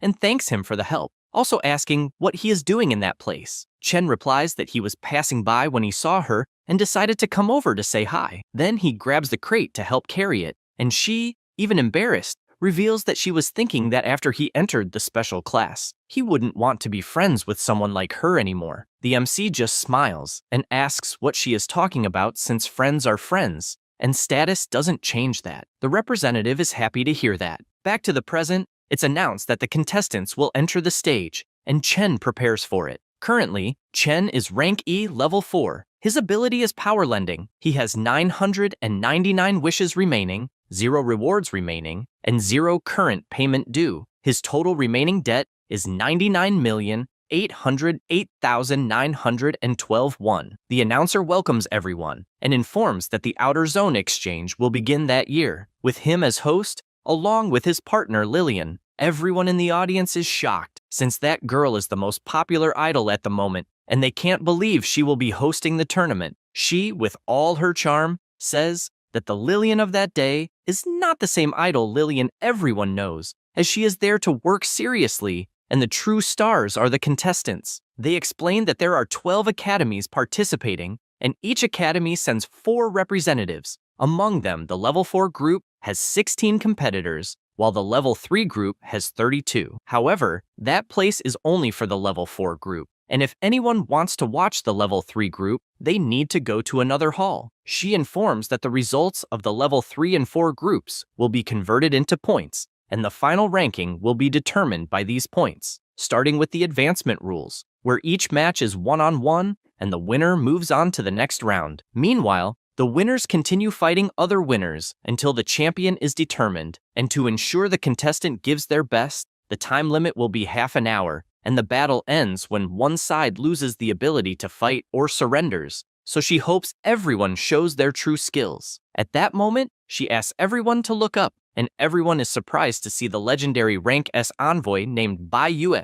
president of the venue, as they had only seen him on television. Bai Yue makes a single movement with his finger, and the ground begins to shake. Everyone is shocked, as they expected nothing less from a master, since just one single movement was enough to shake the earth. The host continues saying that the jewel in front of them must be used during matches, and it not only serves as competitor identification, but can also protect them in critical moments. However, people cannot take their eyes off Bai Yue. The same goes for the MC, who begins to imagine that indeed the power of a rank S is like that of a god, although he didn't expect it to be so overwhelming. However, he notices that the evil god does not care at all about the presence of a rank S, and is even making his own nervousness disappear by seeing him so calm. Lillian resumes her explanations, stating that the results of the matches will be displayed on the competitors' gems, and officially announces the start of the tournament. The first round will be Wang Lu against Xiaoran. The match started intensely, and Xiaoran ended the battle with a powerful attack similar to a cannon. Meanwhile, the directors watch from the VIP room, and Hu confesses that he did not expect a rank S as a guest, and therefore believes that year's tournament will be fierce.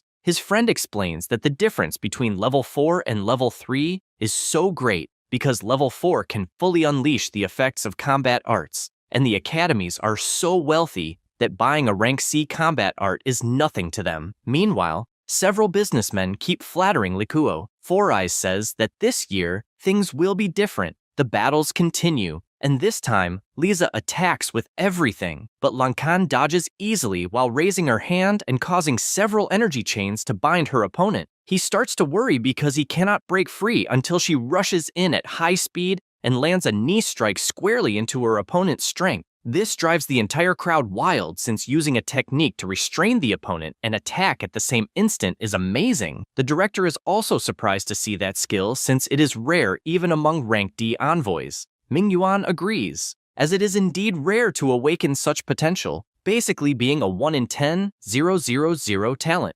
Yu, who is also a director, hears the conversation and says that power is nothing special, but Four Eyes rebuts, questioning why he despises it when the director spent a fortune trying to steal Lankin from them. This irritates him until Likuo orders them to stop, saying that the girl is nothing more than an envoy who awakened early. At that moment, something catches their attention as the fight between Zhuo and Manlin is announced. But before the announcement even finishes, the boy is defeated in less than 5 seconds. Everyone is shocked since the battle ended instantly, and they believe that year's champion is already decided. Shuo comments that the tournament is boring as he imagined. OU confesses to being surprised despite not expecting less from a student personally trained by a director. Likuo once again emphasizes that the more a dog thinks it's strong, the louder it barks. Mingyuan doesn't like this and asks to let it slide. Hu Wei just keeps watching and figures that simply meeting the minimum guarantee to participate was already good. And if Chen can win just one round, or at least show something interesting, it's already a huge gain. Meanwhile,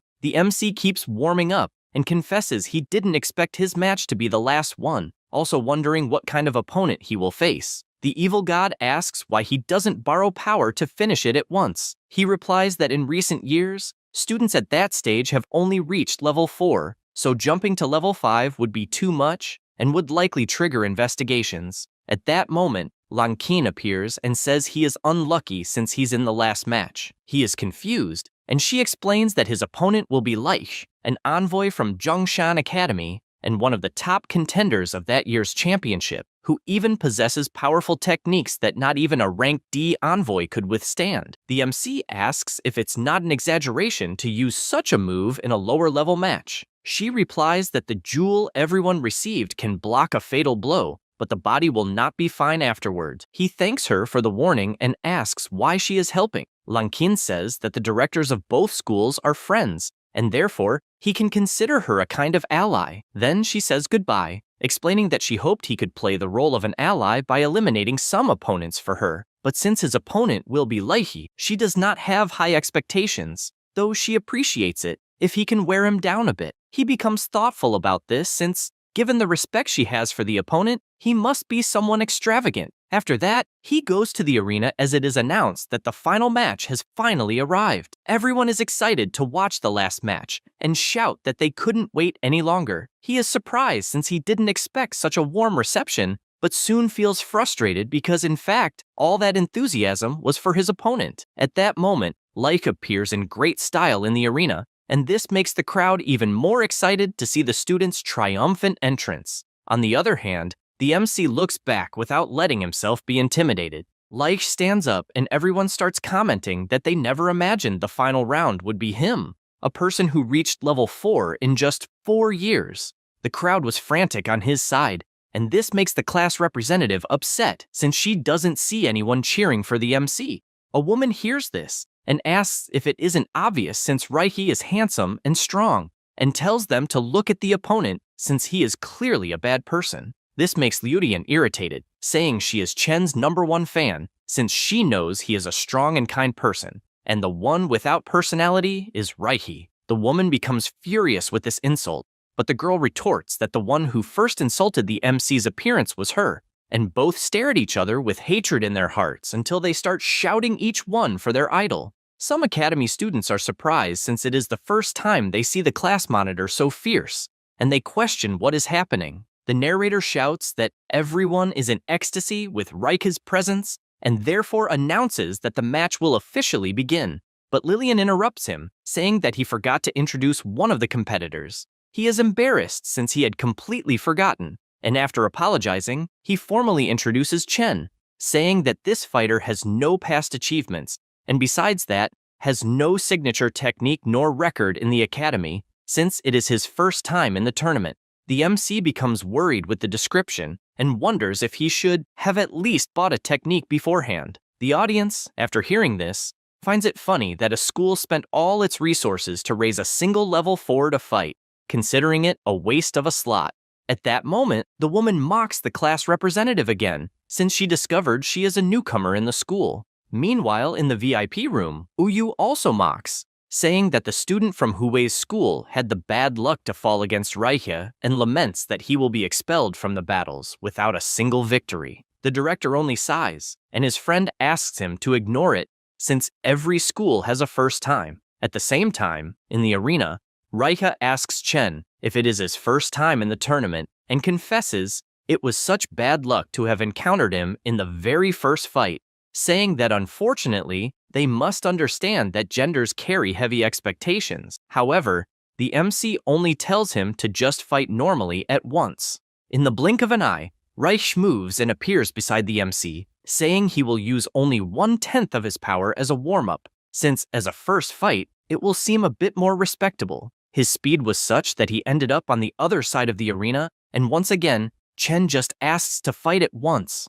The narrator, seeing this, is ecstatic, wanting to know what happened since Reiki appeared instantly at Chen's side and without delay shouts for them to start the fight. With the order given, the blonde boy moves quickly and attacks with all his strength using his fist, and before hitting moves again, going in all directions around the MC. The narrators are perplexed with what they are seeing, wondering if perhaps it is a special technique. They observe the countless simultaneous attacks at high speed, and the narrator says it looks more like several enemies attacking at the same time. Lang Qin, watching the fight, sighs and says that unfortunately, the guy is really difficult to deal with. The director Uyu, however, is pleased since his student's strength is much greater than what he is showing, and in fact, no one can match him. Reiche keeps moving at high speed and asks why the MC is not moving, and if by chance he cannot even keep up with 1/10 of his speed. He laments and says, it makes sense since only Zhuo is worthy of being his opponent, and while preparing another attack, he says he will finish it once and for all. Chen laughs and asks if he really thinks he is not dodging. This scares his opponent, since at that same instant he takes a punch in the mouth even though the MC was facing the other way. This surprises the narrators as well as the other fighters and the audience.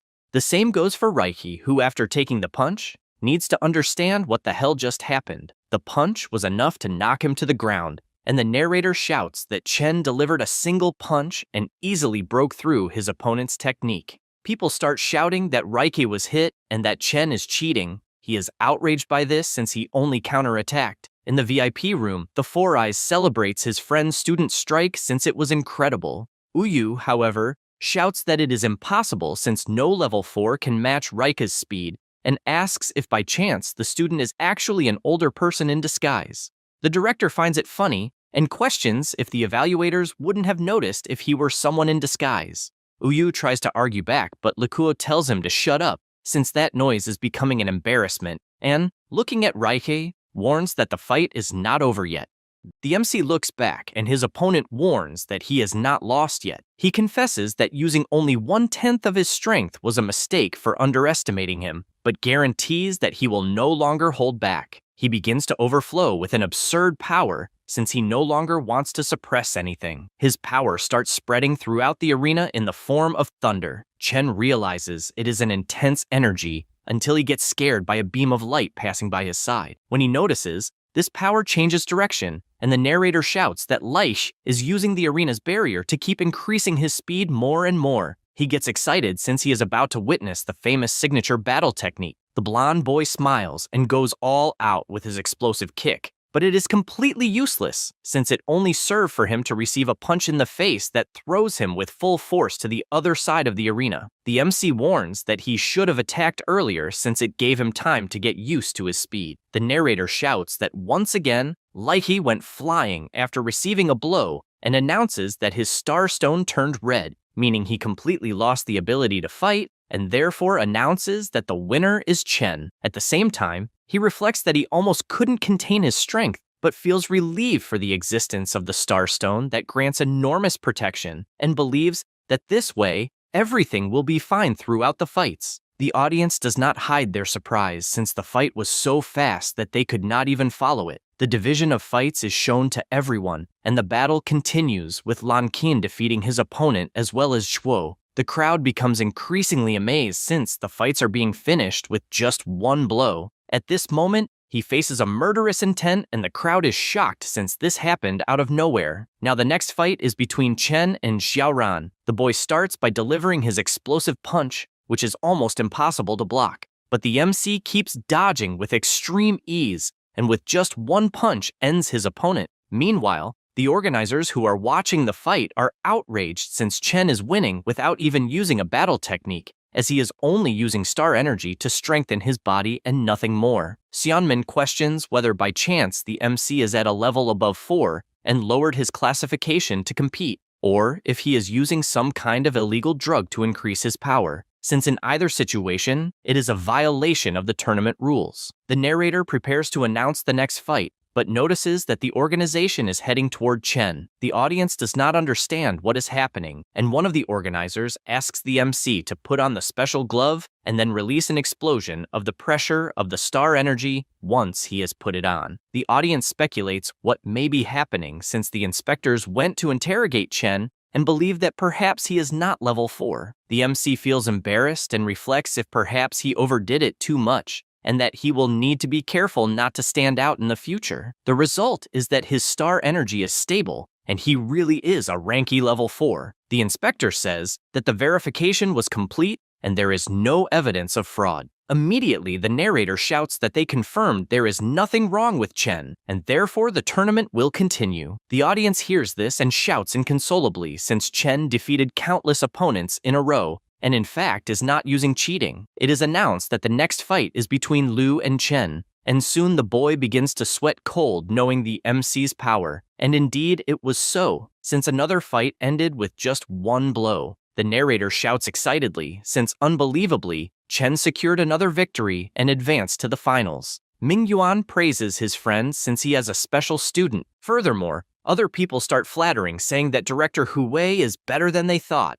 including hearing that he is someone extremely dedicated to work, and that is why he got an incredible student. He becomes thoughtful since Chen really reached the finals in his first tournament. After that, Lang Qin begins to climb into the arena, imagining that for the honor of her academy, she cannot lose. And when she sees who her opponent will be, she is startled, as it was Zhuo overflowing with an incredible aura. Some fans start screaming, and this draws Zhuo's attention, distracting him for a moment. Lan Qin realizes a good chance has appeared and attacks without thinking twice, managing to land a direct hit on his chest. However, her opponent does not even flinch, and she is shocked, as she never imagined her attack would be completely useless. He grabs her arm, asking if by any chance she has prestige, but furious she lands an elbow strike on his mouth, since she does not know the reason for the question. Zhuo laughs, thinking she is pathetic, and Lan Qin, furious, activates her ability and binds her opponent as if he were a mummy. However, she is forced to retreat instantly as a colossal energy begins to pour out of Zhuo's body. She tries to calm down as the fight is complicated,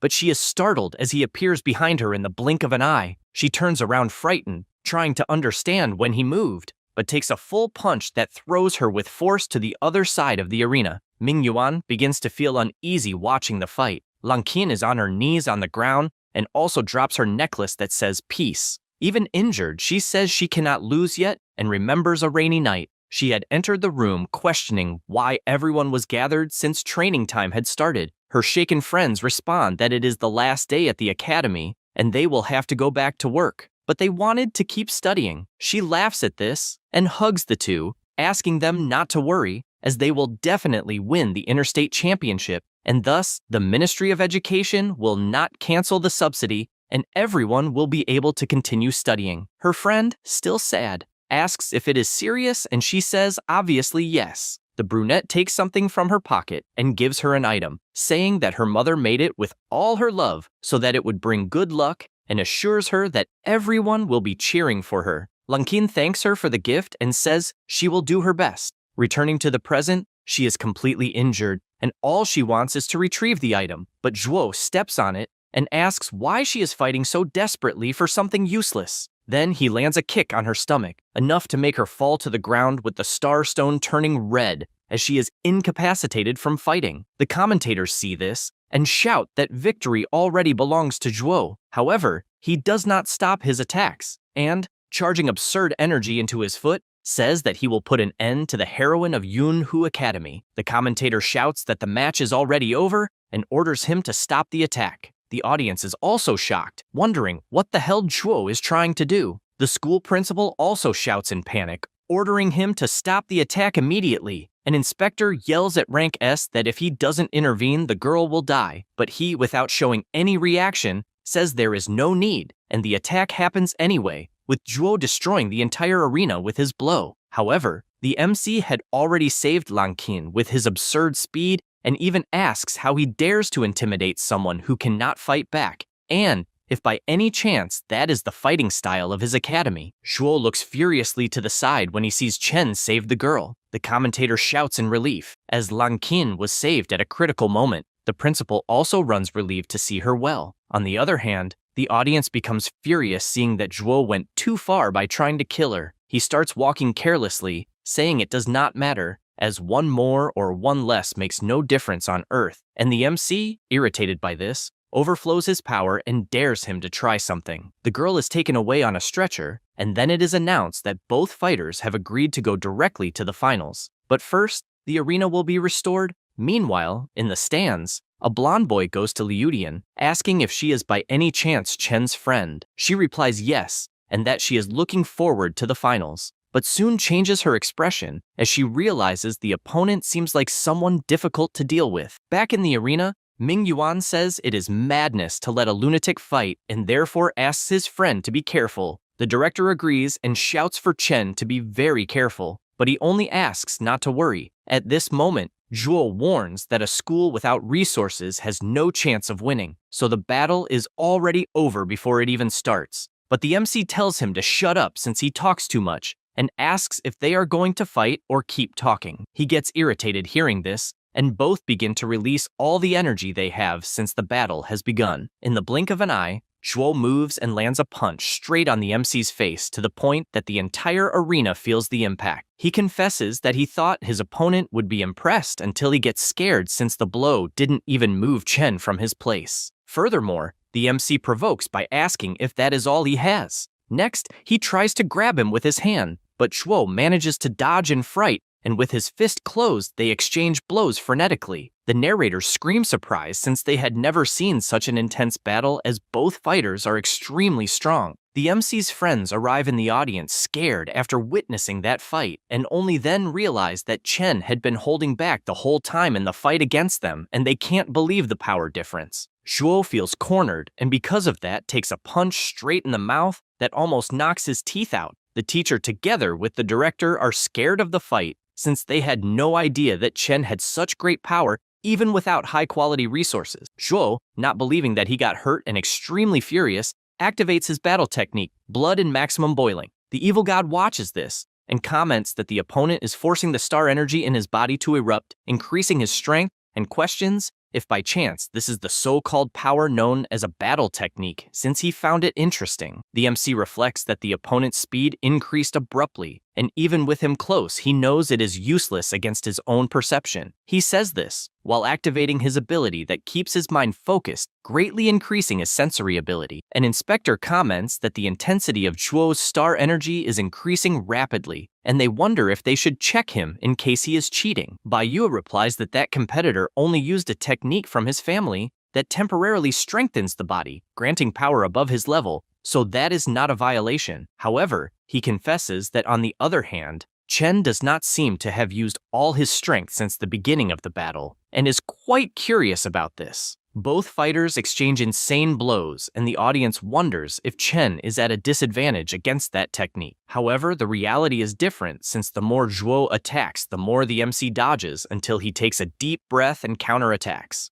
Zhuo manages to block but is still pushed back. He confesses that he is facing the first person who managed to force him to release so much power, and even angrier, he releases all the energy he has from his technique, since he does not believe there is anyone stronger. Once again, Chen asks if that is all he has, and decides to activate his ability Borrowed Strength, since finally the fight will get interesting. Both prepare their fists against each other, and after colliding their blows, the MC reflects that he can see the punches clearly using his perception, as well as knowing that his opponent's weak point is the heart, and therefore lands a blow exactly in that spot, which causes Zhuo's technique to deactivate instantly. Chen does not let it go, and rushing forward begins to deliver countless punches one after another. The brute starts to get scared since he can no longer keep up with that speed, and seeing that he has no other way out, activates his demonic power, shouting that he is the strongest of all. However, this is not enough to intimidate the MC, who with his fist closed warns that the fight is already over. However, Zhuo is charging with everything, telling him to die at once.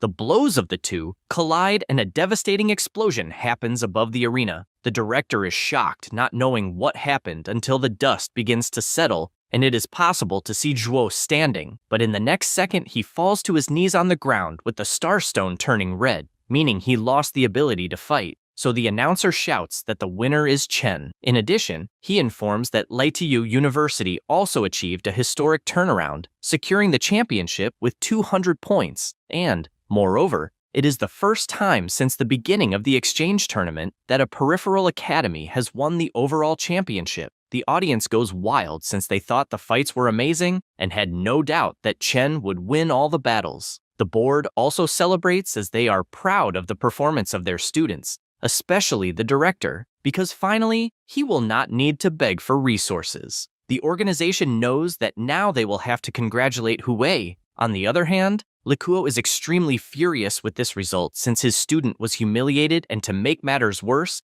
even those who supported him are fleeing from him toward Hui. At this moment, the rank S says he is leaving, but inside he is interested in Chen. He senses the presence of two people and imagines that there are more important heroes in that tournament and does not know if they are also there because of Chen. The old man, after watching the fight, says he did not expect the outer district to produce so many talents, and asks Lin if she really knows Chen and if she could invite him to their guild. She replies that they were neighbors as children, but after she moved they never saw each other again, and she found him again at Blackwater. Apparently, he did not recognize her, but she guarantees that she will do her best to recruit him. The award is given to the top 3 finishers, and Director Hui thanks everyone for their presence, ensuring that even small universities have their place. At all times, the director asks the MC to smile for the cameras, and he finds this more tiring than the matches themselves. After that, the next day in the director's office,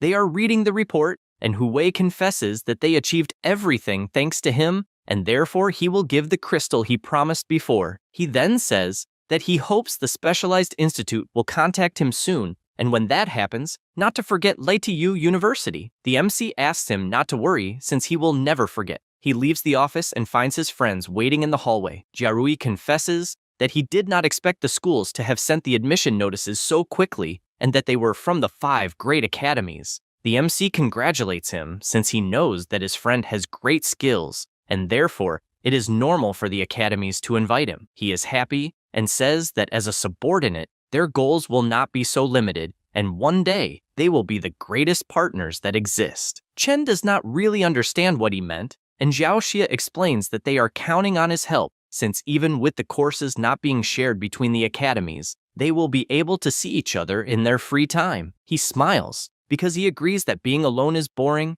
and reinforces that in the future, they will really need to train together so everyone can become stronger. At this moment, the class president appears and asks if she could join the group since she also wants to become stronger. After that, they go to the academy, and Liu Tian is amazed at what she is seeing and asks if she can really study there, since she honestly did not imagine that he would take her request so seriously, and therefore she is grateful. The MC says that he did not do much since he only mentioned it to the director, who agreed instantly. She thanks Hui directly for the opportunity to use the equipment. He says that it is not a problem and even intends to remove the restrictions from the honor class, so that all students can freely use the equipment. He concludes by saying that with the subsidy for having won first place in the competition, they will finally be able to do what they always wanted, and all of this is thanks to everyone's efforts. Jiarui confesses that he is dissatisfied since the school will only be renovated after he graduates,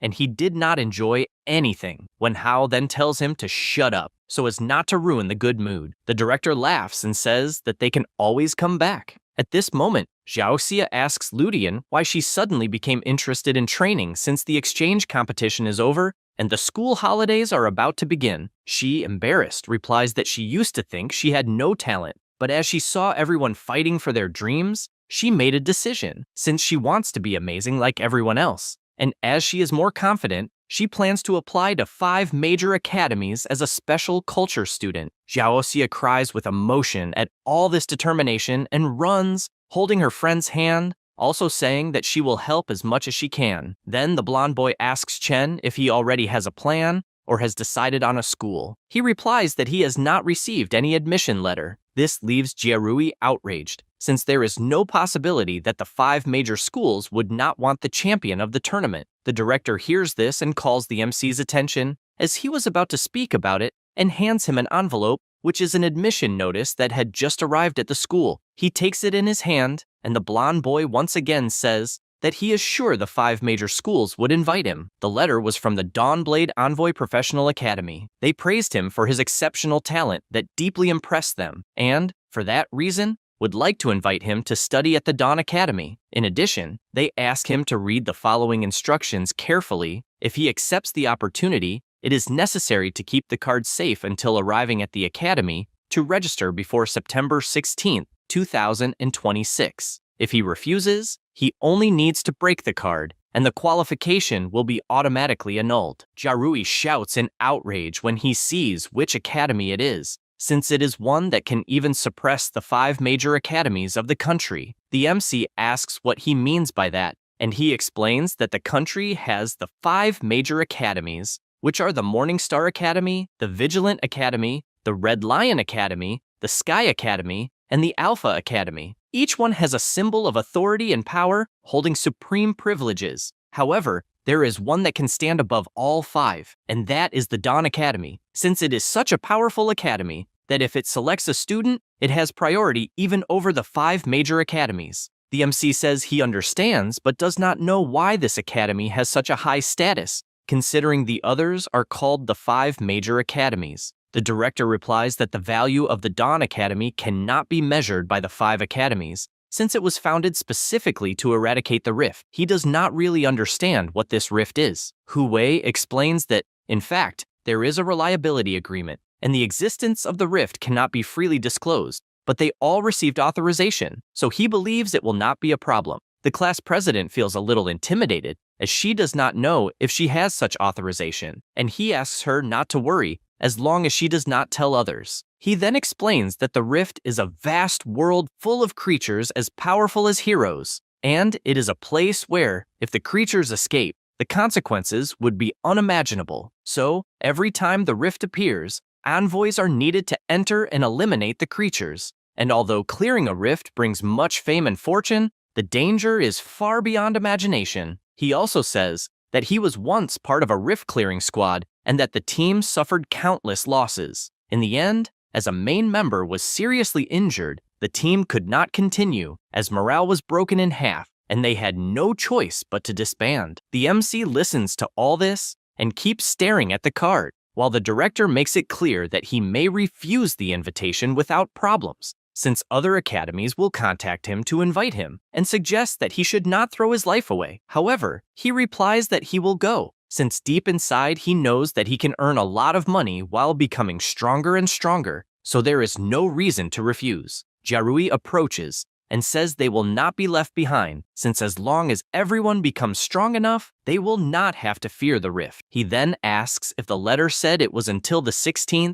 and he replies yes, and that there are only 10 days left for the report. The director explains that the Dawn Academy has its own way of operating, so the MC runs off since he needs to hurry and asks everyone to train very well. After arriving at his house, he sees the list of things he will need to go after. At this moment, a sinister aura appears in the apartment, and he realizes that the aura belongs to the evil god who was in possession of the crystal that was in the academy. A demonic hand comes out of the portal and touches the artifact, then pulls with its nail all the energy that was inside the item, causing it to shatter on the ground. The MC simply cannot believe that his crystal was broken for no reason. Chen starts crying since the crystal turned to dust, and he wanted to trade it for some money, but the evil god says he extracted the power from inside the crystal and that the stone itself has no value, and he still wants to know if Chen will not return to the school to take care of business. He replies that he was accepted into the Dawn Academy, which is said to be a perfect place to obtain the best resources, so he will be able to become stronger, but the only problem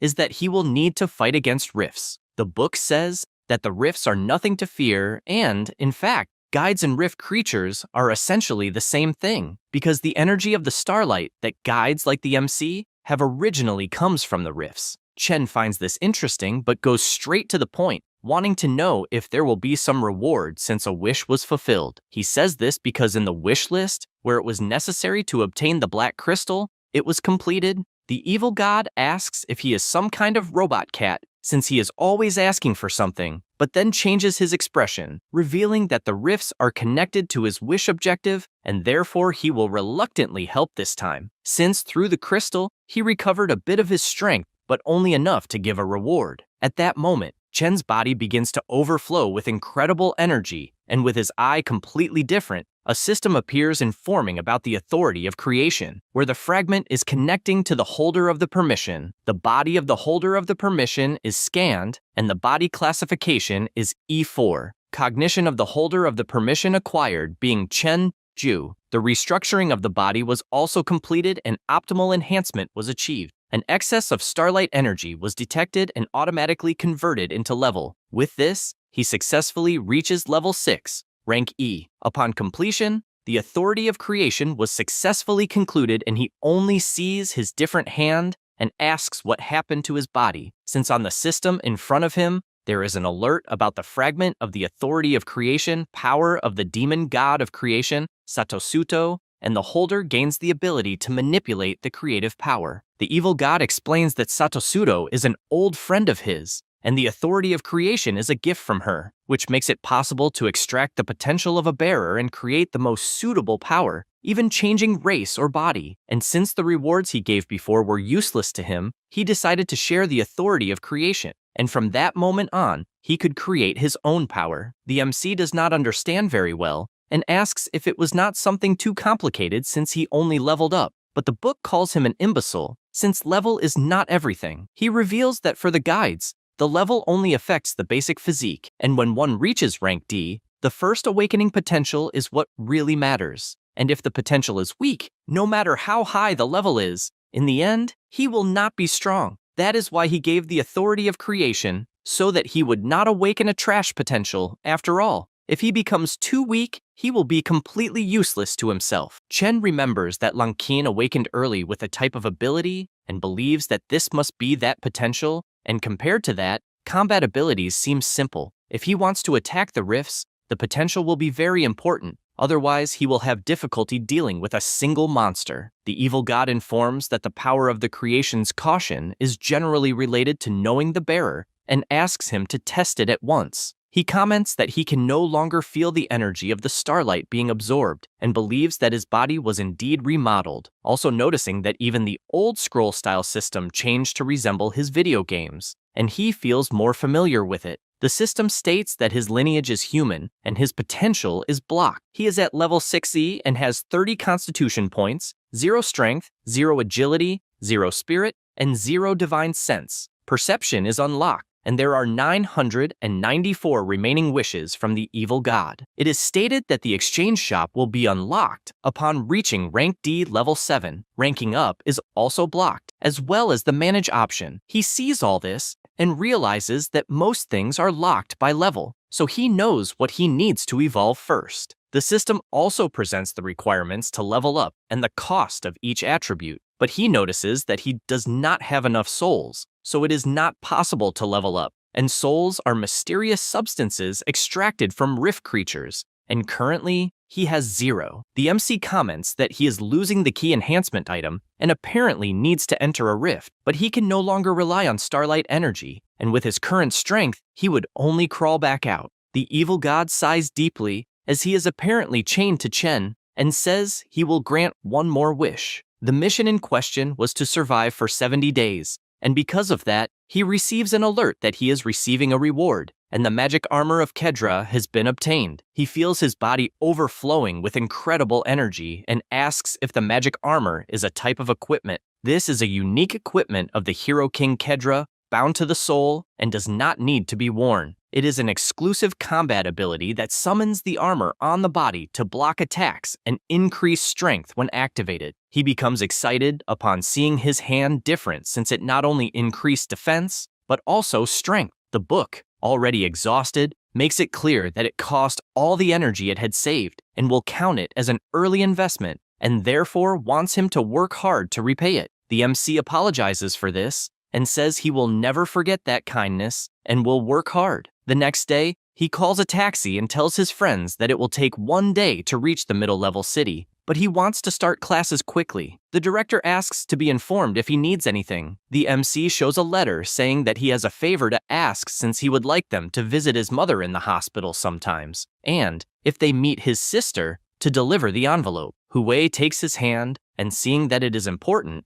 asks if he should not deliver it personally. He replies that unfortunately, he has some conflicts with his sister. The director understands the situation and says he will take care of his family as best he can. His friends ask to see each other in the middle of the year. With that, Chen says goodbye and goes to the airport. The attendant asks if he needs a visa and flight to the middle-level city and asks the reason. He replies that he wants to make an enrollment, and inside, she does not understand since it is still vacation and not class period, and therefore, she politely asks him to show the admission certificate. He presents the card that was given to him, and the woman is shocked since it is an identification card from Aurora Academy, and even though she has worked for years, she has never seen one before. The MC waits for her to say something, and since she does not answer, he asks if it is not enough, as he also has an admission letter to show. Only then does the attendant realize she was distracted and apologizes for her rudeness since that card is enough, and she informs him to proceed to the plane where he will find the commissioner. The MC asks if he will not need a ticket, and she replies that with his status, flights to the middle-level city do not require a ticket, only round trips do. With everything settled, he takes the flight and sits relaxed, since he did not imagine he would be in first class, already realizing the privileges of Aurora Academy. He then looks to the side, seeing the city from above, and asks that this academy does not disappoint him. After some time, he finally arrives at the Alvarada Academy and finds it quite peaceful, not even looking like a school. He goes to the reception and asks where new students should register. The staff member asks him to show the card and, after carefully analyzing who he is, becomes happy, saying that Chen has finally appeared as he had been waiting for him and therefore will take him to the school. The MC is confused, and the man explains that, in fact, another person wants to meet him. They go to another place, and the receptionist asks him to touch the stone with the black card. He questions if by any chance there is a secret passage or something like that, and the man warns that he will find out soon. Then, when he takes the card and touches the stone, a light appears, and he is surprised since, in the next second, he is teleported to another place, and only then realizes that the previous location was not a real school. The receptionist confirms it, as the location of the Alvarada Academy is much farther away, and therefore they use a teleportation stone. They go to another place since there is a certain person waiting, and upon arriving he greets the girl who was waiting. The MC looks closely at the people inside the room, and Lin asks if he remembers her since it has been a long time since they last saw each other. At that moment, he realizes who she is, and says he is grateful, although he did not expect her to be his senior. The other girl in the room thanks the receptionist for the escort and informs him that she has already transferred the money. He thanks her and says he will leave them to talk. The MC, curious, asks Lin why she called him specifically to that place, but he is interrupted by Ming Qing, who questions how a filthy commoner from the outer district dares to approach Miss Lin. Because of that,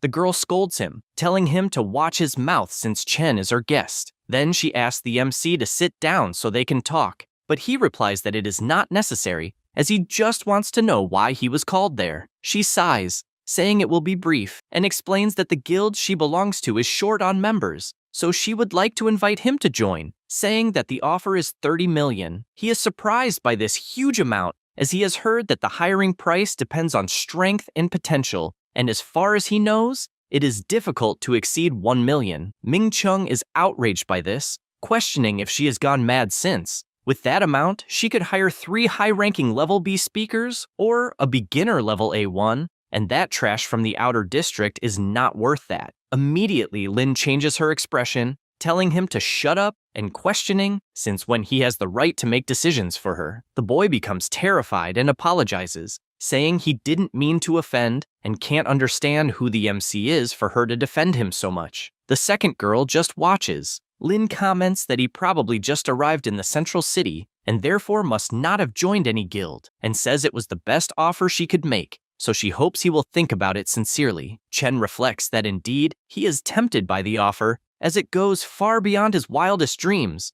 but he doesn't understand why a rank E rookie would receive such an offer. Before he could answer, it is announced over the loudspeaker that all students should gather in the assembly hall within 1 hour. Lin comments that apparently the last new student has arrived and asks him to leave his luggage in that room since he can pick it up later. In addition, she points out that the guild offer came out of nowhere, so she understands his hesitation, but asks him to think about it until the end of the freshman orientation, as there will be a senior and junior guidance session. He replies that he will think about it, and she thanks him, also asking her friend to take Chen to the assembly hall. She says she will do so immediately, and they all go to the hall. A blonde boy imagines that he wasn't expecting to be the last student to arrive, as he sees himself as the protagonist everywhere he goes, and still reflects that, as far as he has heard, the eldest daughter of the Lin family is also at that school, and therefore he thinks it's better to get close to her, since if he builds a relationship, he might even get married. Then he observes Chen sitting and finds him pathetic, since it seems that the freshman class is not impressive, and decides that he will sit next to him because that will make him look better. At this moment, Jiang Hui draws everyone's attention and introduces himself, saying that he will be the instructor for all of them that semester, and informs them that his job is to organize exams and record results, except for some mandatory events. He already warns everyone not to go after glory, since they are just freshmen in the academy facing the unknown called the Rift. He explains that the Rifts are hunting grounds for a speaker, and inside the place, no human weapon works, and only physical power and weapons made from Rift materials function. Then he says that they can learn more details in the library, and that there is also specialized combat training for the Rift in the simulation room. In addition, different teachers will give lectures, and he makes it clear that they can learn whatever they want since nothing is mandatory, and the more they understand about the Rift, the stronger they will become to survive. He notices that there is no fear in the students' eyes, and therefore orders the school to give them a reward, sending several skill stones to the students. They are surprised since they didn't imagine they would receive something like that.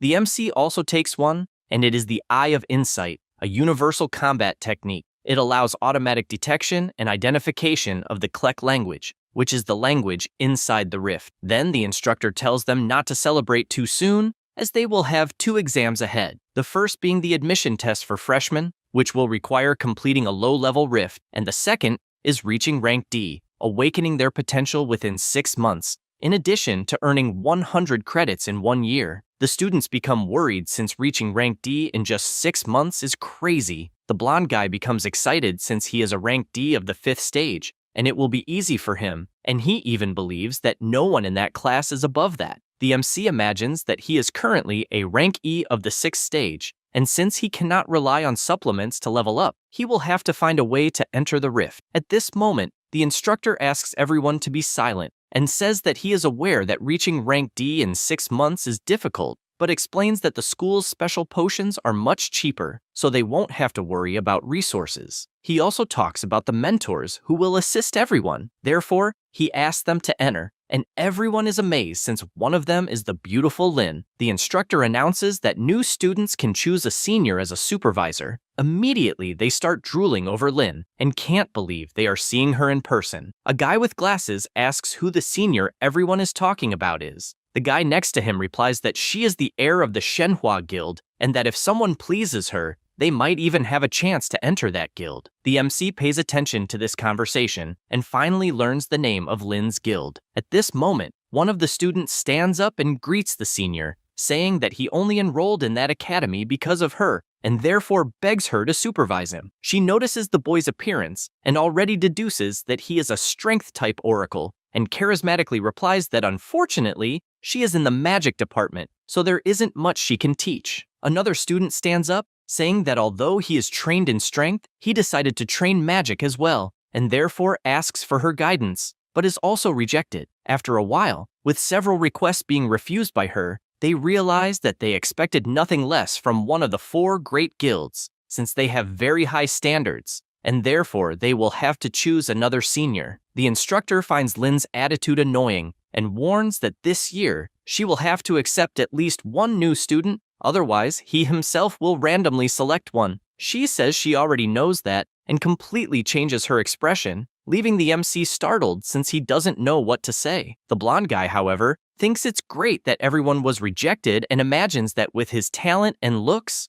there's no way he'll be rejected, and even if he is, he knows he'll still be assigned to the Lin family. At that moment, Chen stands up and catches Lin's attention, saying that he is in search of knowledge and therefore would like to be by her side. Then he wants to know if she would be willing to supervise him. She becomes embarrassed by this request, and all the students tease him, asking if he hasn't learned his lesson yet, especially after that kind of approach, since it will be useless. However, everyone's expression changes when she simply accepts the request with a beautiful smile. Even the arrogant one is shocked, as he knows the girl will only take one person and doesn't understand her selection criteria. After that, in the mission room, the MC takes the opportunity to ask Lin if she is really the heiress of one of the 4 great guilds, and says that they are probably lacking powerful oracles, so he doesn't understand why they would spend a fortune on a rookie like him. She replies that she recruited him not only for the guild, but also for personal reasons, and will explain it after the test, since she must first pass the admission test she organized. Then she points to the side and says that the 4 people in front of them will be their teammates for the test. Suhan introduces herself as a rank C level 5 and says she will be the examiner for the test and won't participate in the battle unless a teammate's life is in danger. Then Liu Wei also introduces herself as the team's healer. Zhao Lin says he is the long-range support. Lastly, Larui introduces himself as the tank and leader of the team for that test, making it clear that they must follow his orders to pass. He also asks why Chen doesn't have any equipment and if he perhaps awakened any special potential. The MC introduces himself, stating his rank and saying he hasn't awakened any potential. The guy can't believe he's a rank E rookie and asks if he will take the test without any training, since he will definitely just get in the way. The girls tell him not to make noise since complaining won't help. He gets frustrated and only asks them to make sure Chen doesn't become a burden. Liu Wei turns and asks the MC to stay close to her when they enter the rift, but he tells her not to worry since he has combat experience. The girl sighs and says he doesn't understand, since without a weapon or potential, he won't even be able to wound the creatures in the rift. Then they go to make the evaluation request and are informed that it will be in Rift Room 1. They also take the fragment of the World Tree to open the rift portal. With everything ready, the portal opens, and Chen immediately notices how dense the energy emanating from it is, and all he wishes is to find the enhancement item for the key without problems. After crossing the portal, they arrive in a deep cave, and everyone gets startled, entering battle positions as they have been spotted. The MC quickly notices that the entire team entered combat formation at the same instant, which is impressive. Meanwhile, Suhan uses her stealth to vanish and wishes everyone good luck on the test. The next second, the tank yells as several demonic wolves are attacking. He blocks the attacks, and the archer doesn't waste time, firing her wind arrow that shoots through the monsters in front of her. Furthermore, Larui also uses his frenzied slash, finishing off the monsters in front of him. Due to his excitement, he lets one of the wolves pass, and the archer shouts for the tank to pay attention. Because of that, she gets bitten by the wolf while trying to defend herself. The healer shouts that she will heal her, but at that moment, one of the wolves appears behind her, ready to devour her. The girl panics, realizing there's no time to do anything, but the MC appears and delivers a simple strike that kills the wolf instantly. Then he asks if she is all right,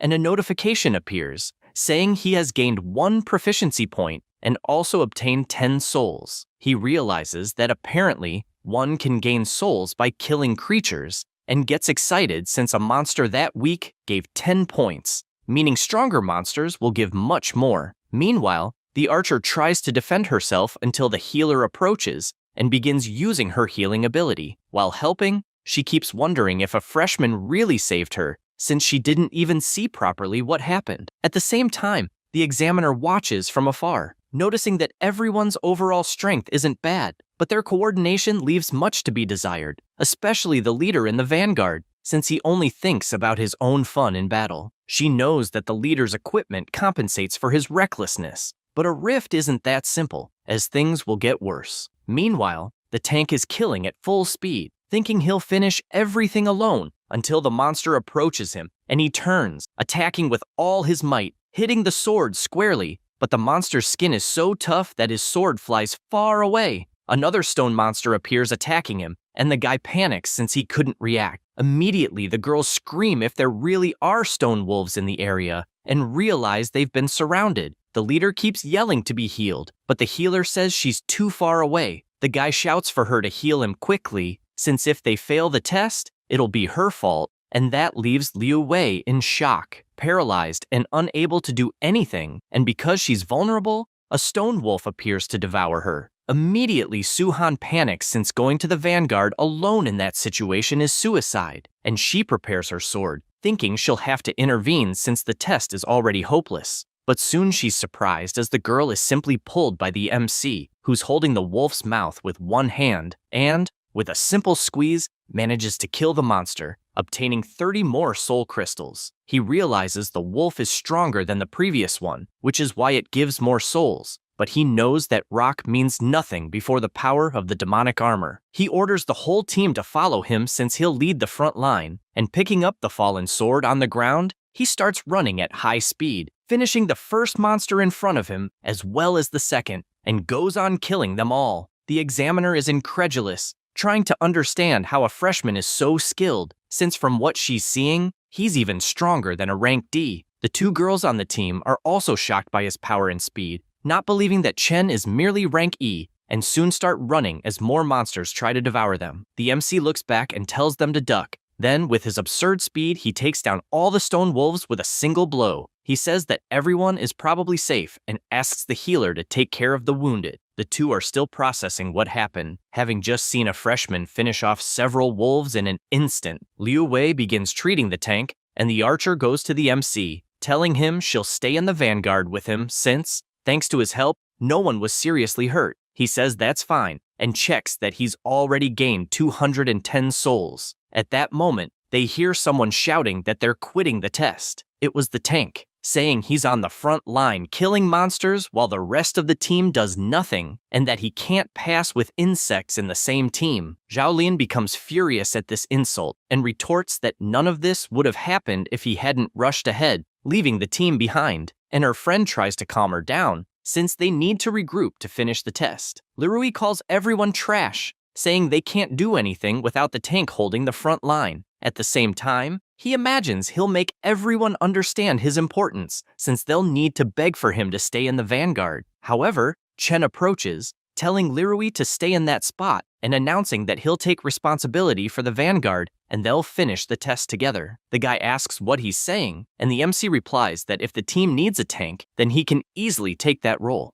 Lirui finds it funny and asks if he thinks he's that great just because he managed to kill a few wolves, since without any equipment, he'd turn to dust before the boss. However, the girls agree with Chen's suggestion, and the guy yells furiously, wanting to know if they really believe the words of a freshman who has no equipment and hasn't even unlocked his potential. The archer insists anyway, since she witnessed his abilities firsthand and believes it's not worth giving up. In addition, she says that the MC is a reliable person who doesn't cry or complain about any little scratch. That said, she asks everyone to move on, and the tank becomes furious since he is the captain and everyone is ignoring his presence, so he vows to make them all regret it. After a while, more stone wolves appear and are quickly shot down by Zhaolin's arrows, who celebrates her accurate shots. Chen also helps since he's eager to collect more souls. Liu Wei warns where the shadow wolves are, and the archer attacks in the informed direction. At that moment, a wolf approaches them from behind but is hit squarely by another monster that was thrown by Chen. They comment that apparently the monsters are over,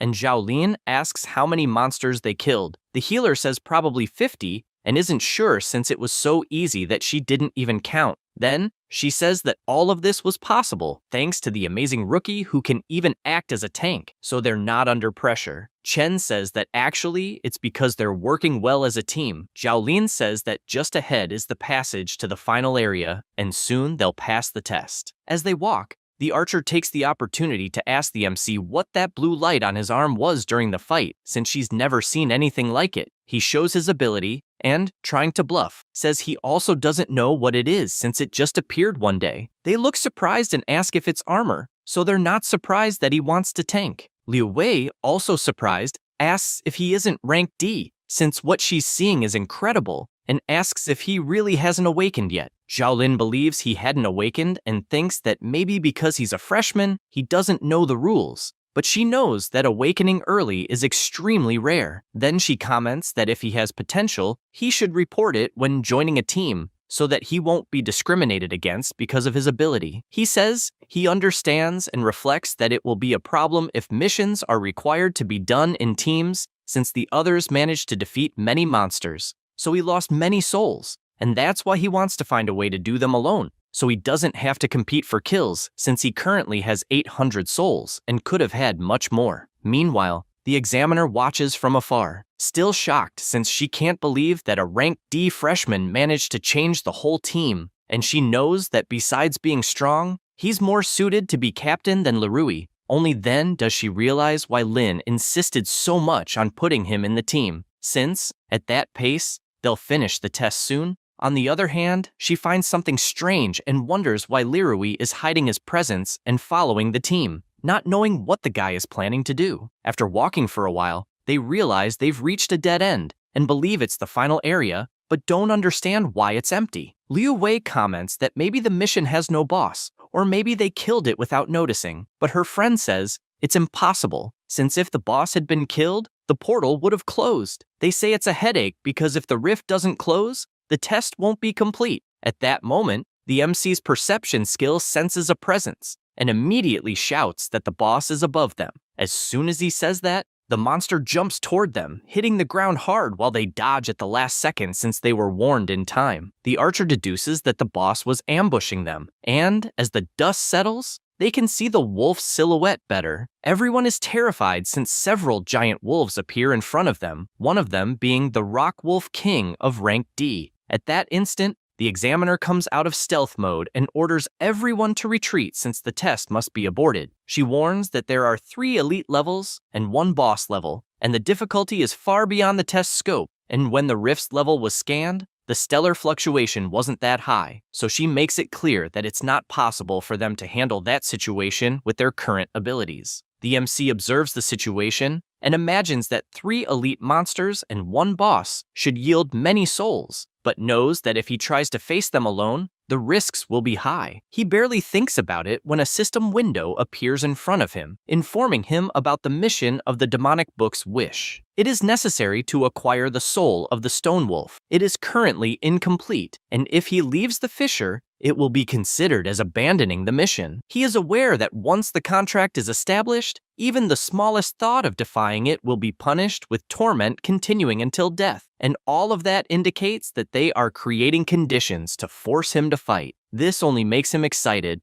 as apparently something is watching him from above, and so he steps forward, asking to let him take care of the bosses, and with his power overflowing at full force, he warns that the bosses will be his. He stands face to face with the boss, and Suhin shouts, asking if he is an idiot for wanting to fight 4 at once, since boss-level monsters are no joke. On the other hand, the archer asks them to observe a bit longer since she trusts Chen, who doesn't seem like someone who does reckless things. Suhin, even though worried, knows she must respect the wishes of a student in the exam, even if it costs him his life. The MC asks everyone to hide their presence since he will handle everything alone, and the healer asks him not to overexert himself. He observes his opponents and, just from their aura, knows they are on another level. If he didn't have the demonic armor protecting him, he would probably die from a single blow. However, he doesn't understand why he doesn't feel a trace of fear, since compared to what lies behind him, those monsters are nothing. At that moment, the boss howls, and the 2 elite wolves charge to attack. Chen uses his perception to dodge the first strike and continues his battle against the bosses. From afar, the girls watch in shock, since a rank E rookie is resisting against 4 Lord-level monsters, wondering if all tanks are this strong, but the healer dismisses that thought, since their team captain is a perfect example of the opposite. The examiner, also surprised, comments that there are rumors of oracles with powerful potential being able to defeat a Lord-level monster alone, but it's the first time she's seen someone fight one using only their bare hands. Even though surprised, she worries, knowing that monsters of this level aren't simple to defeat. Meanwhile, the MC continues fighting and reflects that the speed of the giant wolves is almost equal to his own, and while fighting one would be easy, against 4, At once, it's a different story, so he knows he must not prolong the fight or he will waste his energy. He changes his strategy, deciding to defeat the king first, so he attacks its head with full force, but is startled since even using the power of the demonic armor, he couldn't break the shell. At that moment, the king uses its stone armor skill, and the wound begins to heal. The MC doesn't like that at all, and believes he must find a way to pierce the wolf's armor soon. At the same time, Lerui watches from afar, unable to believe that a rookie really challenged 4 rank D Lord Wolves and still hasn't died, not knowing how that's possible. Then, he changes his mind, believing that if a rank E can fight against the bosses, it means they aren't strong, and he himself should defeat them easily. Holding his sword, he believes he should kill the monster since he is the team captain, and so he charges forward, shouting that if he kills a player by accident and then slays the boss, his future will be secured. But Chen deflects the sword without even looking back and, with a smile, says that the timing is perfect as he jumps to the side since the wolf is attacking. Immediately, Lerui activates his enhanced defense, since dodging is no longer possible. However, it's completely useless as his shield is completely shattered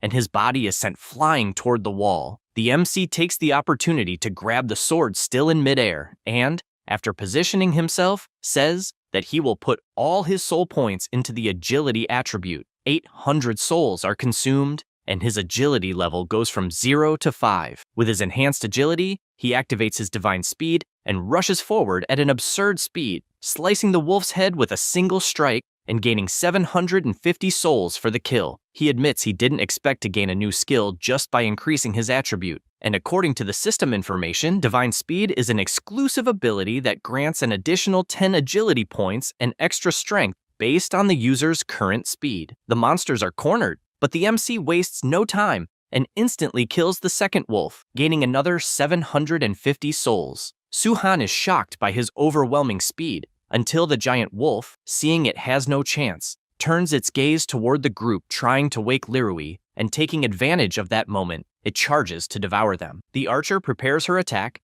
saying she won't be intimidated just because the boss thinks they are weak, and unleashes her skill with full force, making the wolf retreat. At the same time, the MC appears and cuts the monster in half with a single strike, totaling 2,260 souls acquired. Now only the Wolf King remains, and Chen decides to use the points to level up. He spends 2,000 souls and rises from rank E level 6 to rank D level 1. A powerful aura engulfs his body, leaving all the girls terrified. A notification appears for the MC saying that the holder of authority has reached rank D and therefore unlocked his potential. The potential in question is the Abyss, which allows him to summon a demon from the Abyss. Because of that, his goal of reaching rank D has been completed, and the reward is an exclusive combat skill. He likes the outcome and immediately uses the exclusive skill Touch of Death, which summons 4 tentacles of the evil god's death from the domain of the Abyss. The Wolf King is gravely wounded, but before it can do anything, its head is sliced off by a single sword strike.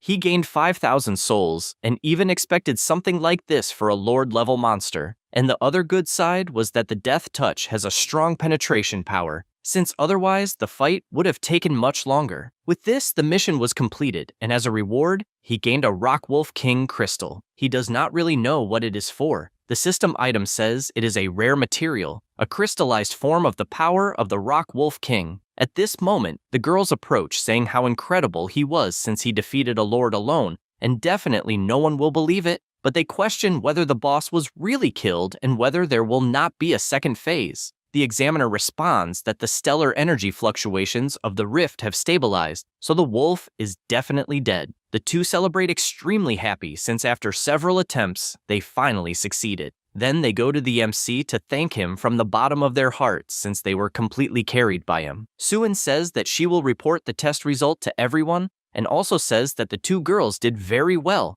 and that both will even earn 5 credits each. The little blonde says that she did not do much and therefore the credits should go to the MC. However, the examiner says that this is not true since the two did their parts within their capacities, and as they knew their own limits, they followed the plan, not delaying the team and always keeping calm, besides not giving up until the end, and that is worthy of praise. Then she tells Chen that definitely his performance was the best she has ever seen from a freshman. Besides having exceptional ability and strong command capacity, not even needing to mention that he defeated 4 lords alone, and therefore he will earn 10 credit points and 5 more from Lirui. The two are surprised to hear this since they have never seen such a high score. He thanks for everything, and she goes on to say that he would probably have earned even more points if it were not for the mission limit. The tanker screams inconsolably, wanting to know why the credits were stolen. She explains that the reason is simple. He, as captain,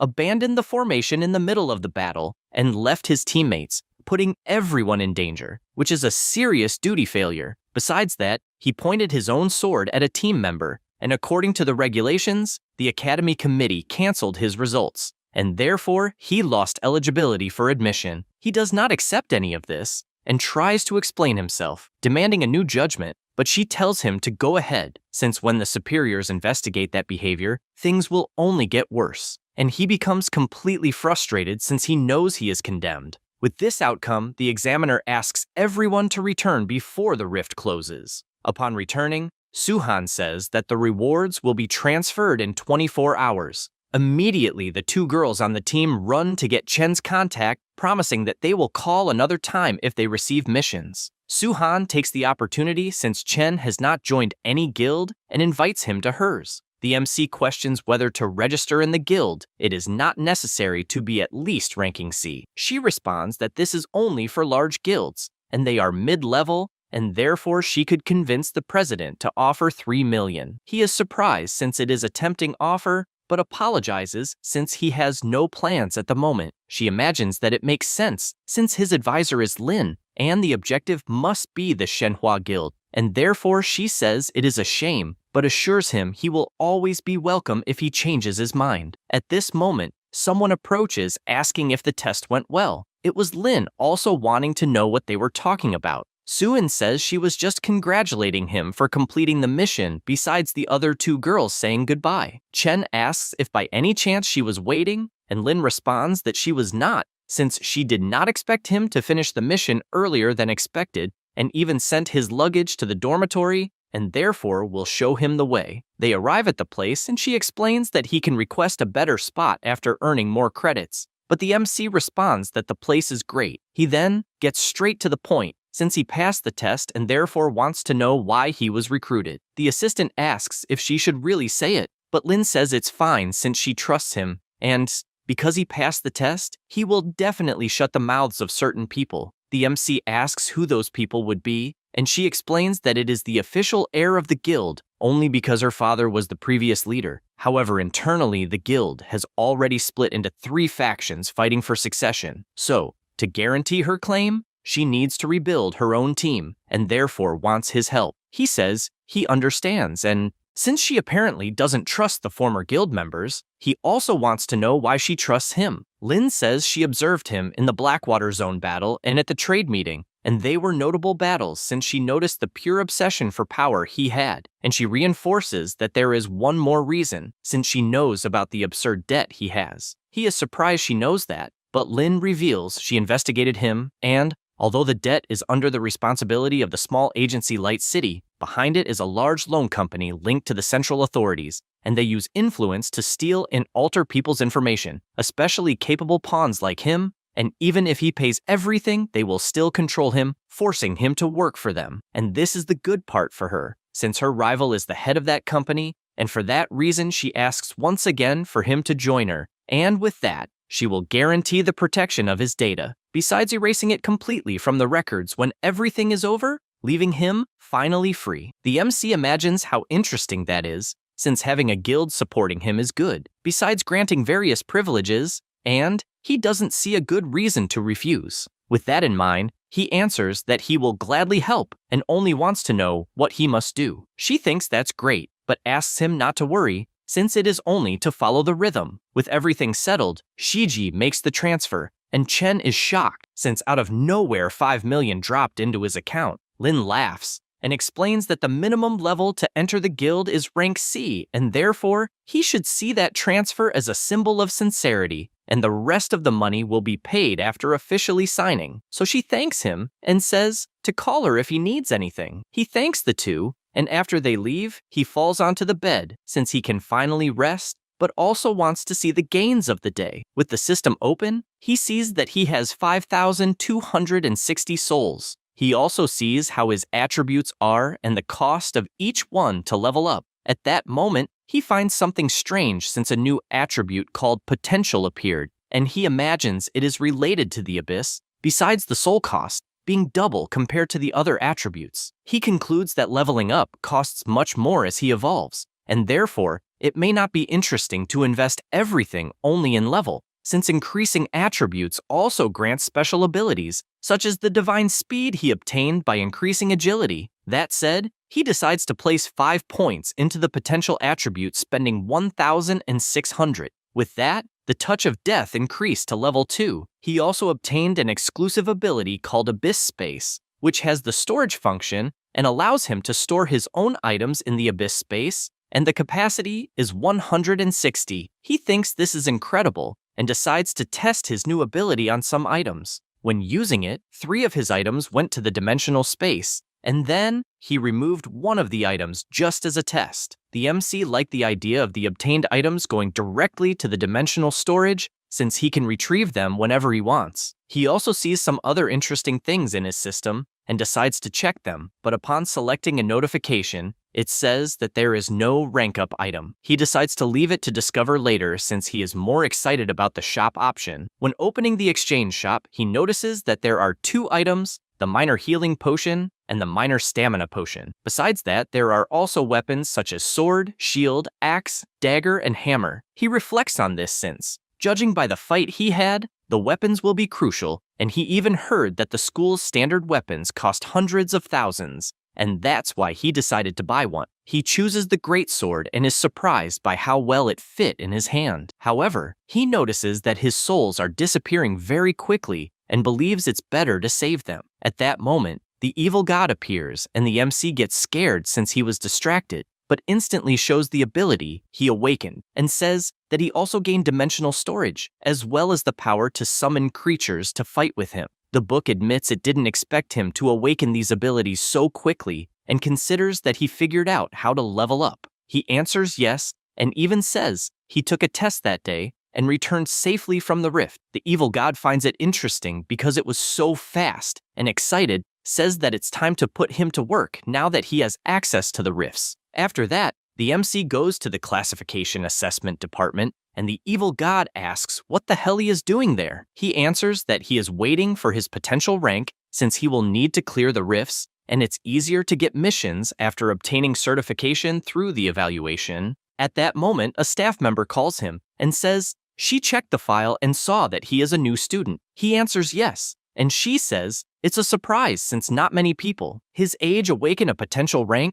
and begins explaining how the system works, starting with a device that measures the rarity of the potential indicated by color, and from lowest to highest, it is bronze, silver, gold, platinum, and legendary, and the higher the rarity, the stronger the potential is, and the greater the space for growth. She also asks him not to get discouraged since even getting a low rarity, he can still rise later through a second awakening. Meanwhile, 2 people leave the room, one lamenting having gotten bronze and the other extremely happy for getting silver rank. They arrive at the evaluation area, and she asks him to place the black card on the device. He does so, and an intense energy begins to emanate from the device. The assistant doesn't understand why the device's color is fluctuating, since normally it identifies instantly, and on her tablet no information is appearing. The energy grows denser, forming even a demonic aura around the device. The nearby people are frightened since the stellar energy is too strong to the point they can barely breathe. The staff member doesn't hide her surprise since it's the first time she has seen such strong detection waves,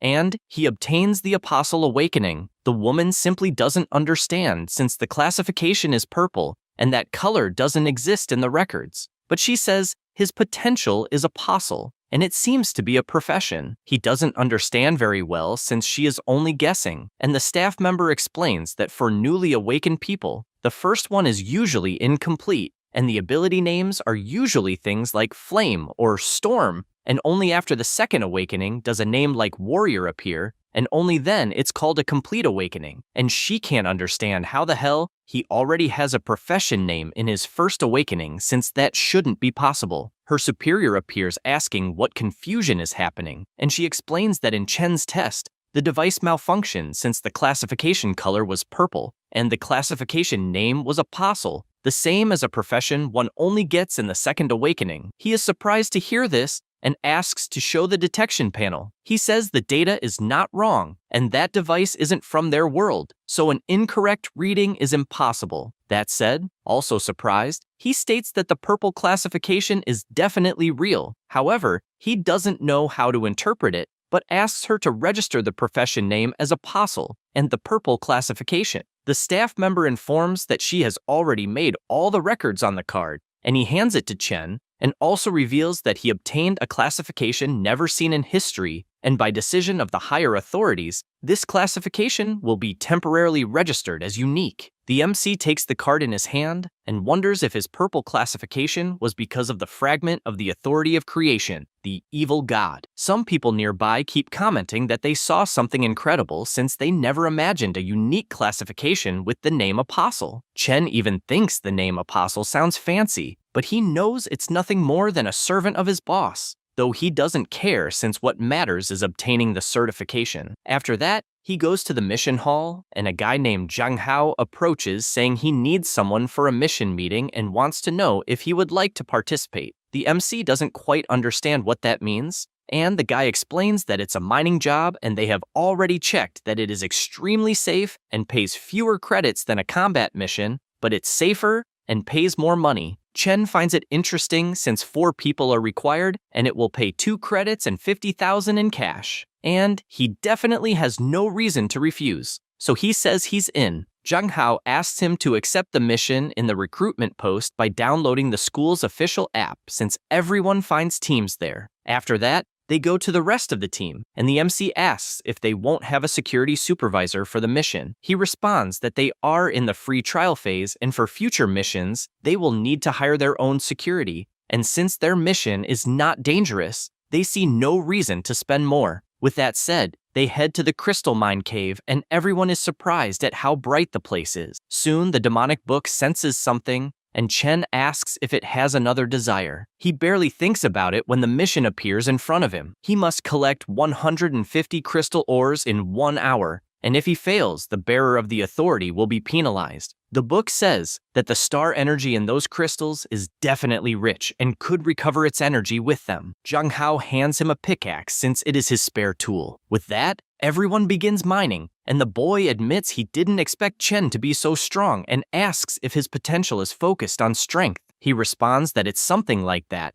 and this only makes the guy more amazed since he believes offensive-type people can join teams more easily, and his own enhancement is vision-based, and he finds it useless in fights, so he can only accept gathering jobs. However, the evil god tells him to stop talking since he can't absorb the crystals, and the MC takes one in his hand and notices he doesn't have property rights over it, so it's not possible to store it. He realizes that apparently not even the Abyss can store it, and maybe it's because he isn't the owner yet. Zhang Hao, already tired, asks why he is just staring at the crystals and tells him not to steal them since everything in that place belongs to the school, and if he does something stupid, he will be severely punished. He finally understands, since apparently they need to deliver them to the school, and it's no wonder he can't store them. And since the mission lasts only 1 hour, he doesn't know how he will find so many earth crystals. At that moment, they get scared because a tremor starts in the place, and one of them asks him to look ahead, and they notice that the Worm King, a crystal eater, has appeared. But they don't understand since they were told the mission was 100% safe. Everyone starts running in despair, telling them to forget the mining and return the same way. But the monster gets closer and closer until the MC notices the distance between them and pushes Zhang Hao, who falls forward, while he himself is devoured by the monster. The book asks if he wasn't too careless to get hit by such a weak monster. The MC responds that he let himself get caught on purpose, and since he heard from his senior that these creatures make nests near the ores, then that lair has a lot of stock, and if it's a mine the school doesn't know about, then they won't need to deliver it to the academy. He says this and kicks the monster, sending it to the other side. And once inside the lair, he realizes he was indeed right. The evil god congratulates him for thinking very well, but says he will also have many monsters to face. He responds that it is all right, since he also needed to earn souls, and even thinks it is the perfect opportunity to test the limits of his ability, Mortal Touch. He uses his technique that pierces all the smaller creatures, gaining 120 souls per defeated monster, and goes on a killing spree like that. He explains to the book that he currently can only control 6 tentacles, but can perform repeated conjurations as attacks without blind spots. Having said that, he concludes that Mortal Touch is much more efficient than going around killing alone, but the only disadvantage is that he cannot use it for too long. He reflects that although the ability has no cooldown, it consumes a lot of mental energy and even reached his limit, since a notification informed him that his mental energy was close to a critical level and even issued a warning, stating that excessive consumption of this energy could cause fatigue, loss of consciousness, or even death. At that moment, a worm much larger than the others appears behind him, and he immediately draws his sword and chops the monster into tiny pieces with his divine speed, thus earning 7,000 souls. The book says it was not bad at all, and therefore gives him its approval, but tells him to hurry since it needs to work before the rift closes. He goes back to collecting the crystals using his shadow tentacles, and his mission progress is at 80 crystals collected,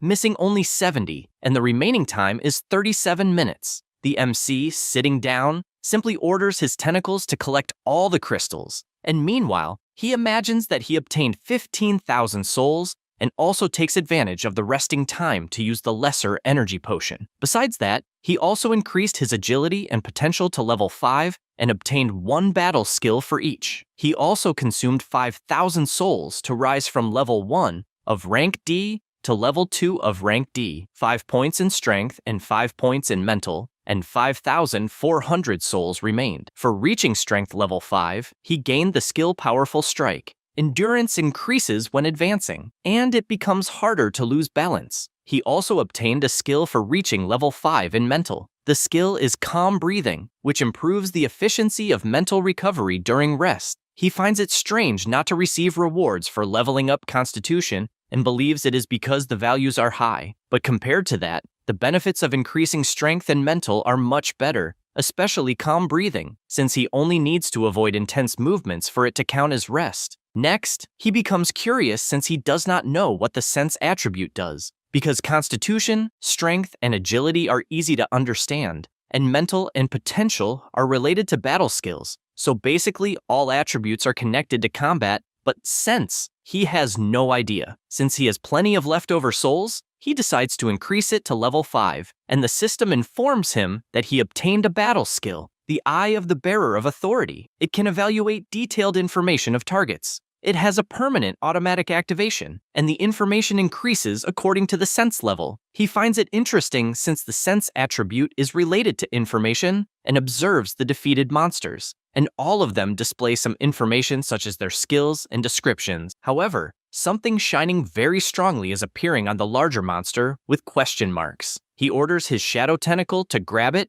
and realizes it is an item. The evil god immediately says he is sensing something unusual and cannot absorb it. That is the mutated crystal, a special material. It is a crystal condensed from mutated energy and can release energy when activated. Holding the enhancement material, it is used in the fragment of the demonic armor, Kydra. The evil god cannot believe the armor can be enhanced since it is extremely special, and the enhancement method should have been lost. And because of that, he would ask how it was obtained, but he notices that the rift is about to close and therefore says they will talk later. Outside, the team is outraged since it was supposed to be a safe mission, and they cannot believe that the MC died for everyone's sake. One of the members asks why they haven't assembled a rescue team even after 30 minutes, and the employee responds that the king worm's nest is very complicated, and if someone gets swallowed, it's impossible to come out alive. Zhang Hao cries, saying it is his fault since he dragged Chen into the mission. However, everyone starts screaming because out of nowhere,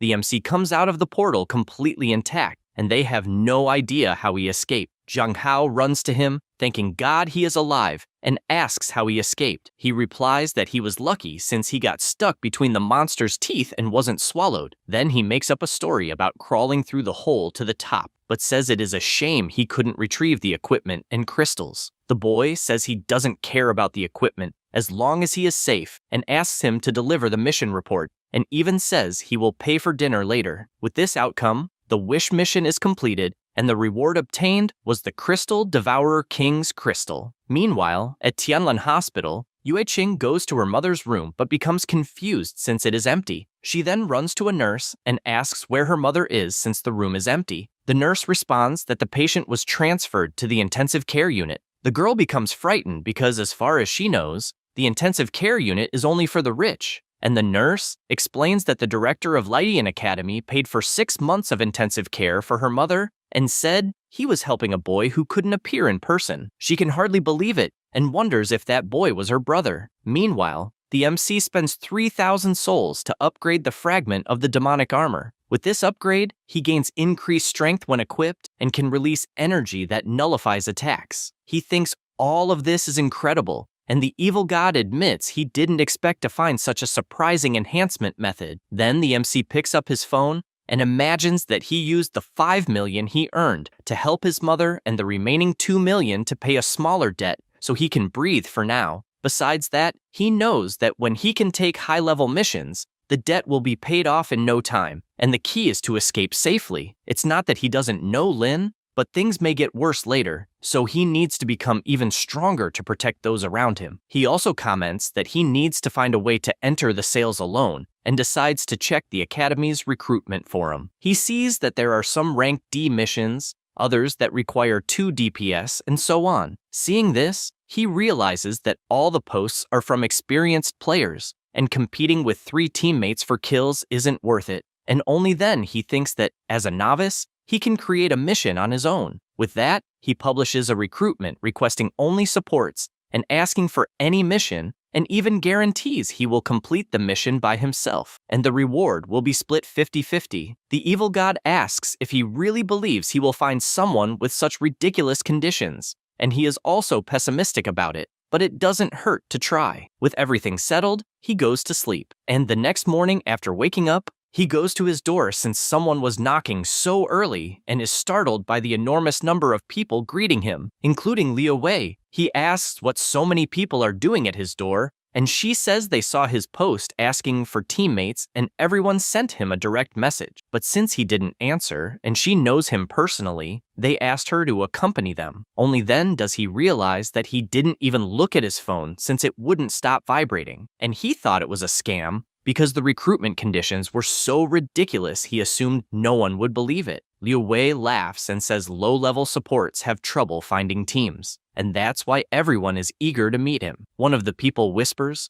wondering if the guy could really carry everyone since he doesn't look trustworthy. The mage agrees since he has never heard of a single person clearing a rift and asks if it's a scam. Liu Wei hears this and tells everyone to relax since she gives her word that the MC is powerful. A shy girl asks if she really will not have to do anything and will still receive equally. Chen answers that yes, since they just need to not interfere with his actions. Immediately, everyone tries to pass a mission for the MC to help as written in the recruitment. Liu Wei finds it funny, since she also did not expect so many people and asks which task he will choose. Chen, excited, says he will accept them all. After that, in a building, a guy gets punched in the mouth, and his boss says he had the worst performance of all, and because of that, they will have problems. While swearing, he keeps kicking since there are many people to collect money from, and orders them to do everything to recover that cash. Then, still angry, he orders the team to have the best performance possible next month, or he will replace everyone and guarantees there will be consequences. Lin Yu hears everything silently and then leaves the building. His underlings ask if he is okay since he has an injury on his face, and he says yes.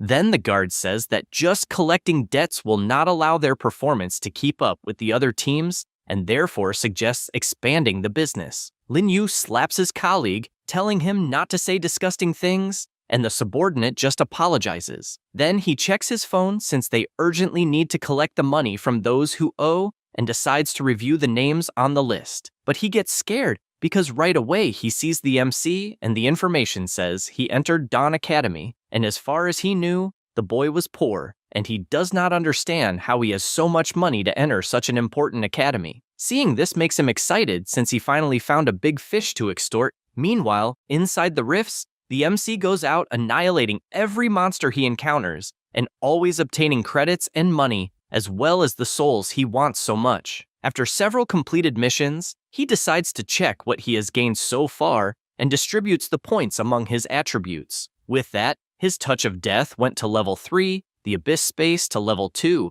and with that a new combat skill was acquired, the Source of Fear. When the target is terrified, it creates an abyss inside them and tortures them with fear. He finds it incredible since he gained a new skill, and when looking to the side, he sees his team screaming that rock scorpions have appeared. Chen analyzes that they are rank D monsters, but the scorpion, after getting too close, looks into the evil aura the MC has and becomes scared instantly. Then a notification arrives through the Eye of Authority saying the enemy is falling into fear, and he likes the idea that his eye can also detect that. With that said, he decides to use his Source of Fear skill, which catches all nearby scorpions with his evil gaze, and instantly, all of them are killed by his shadow dagger. Liu Wei cannot hide her surprise since she is seeing a new skill from him, and the boy says that no matter how many times he sees it, he always finds it amazing. The MC reflects that as long as the enemy feels fear, he will be able to completely control them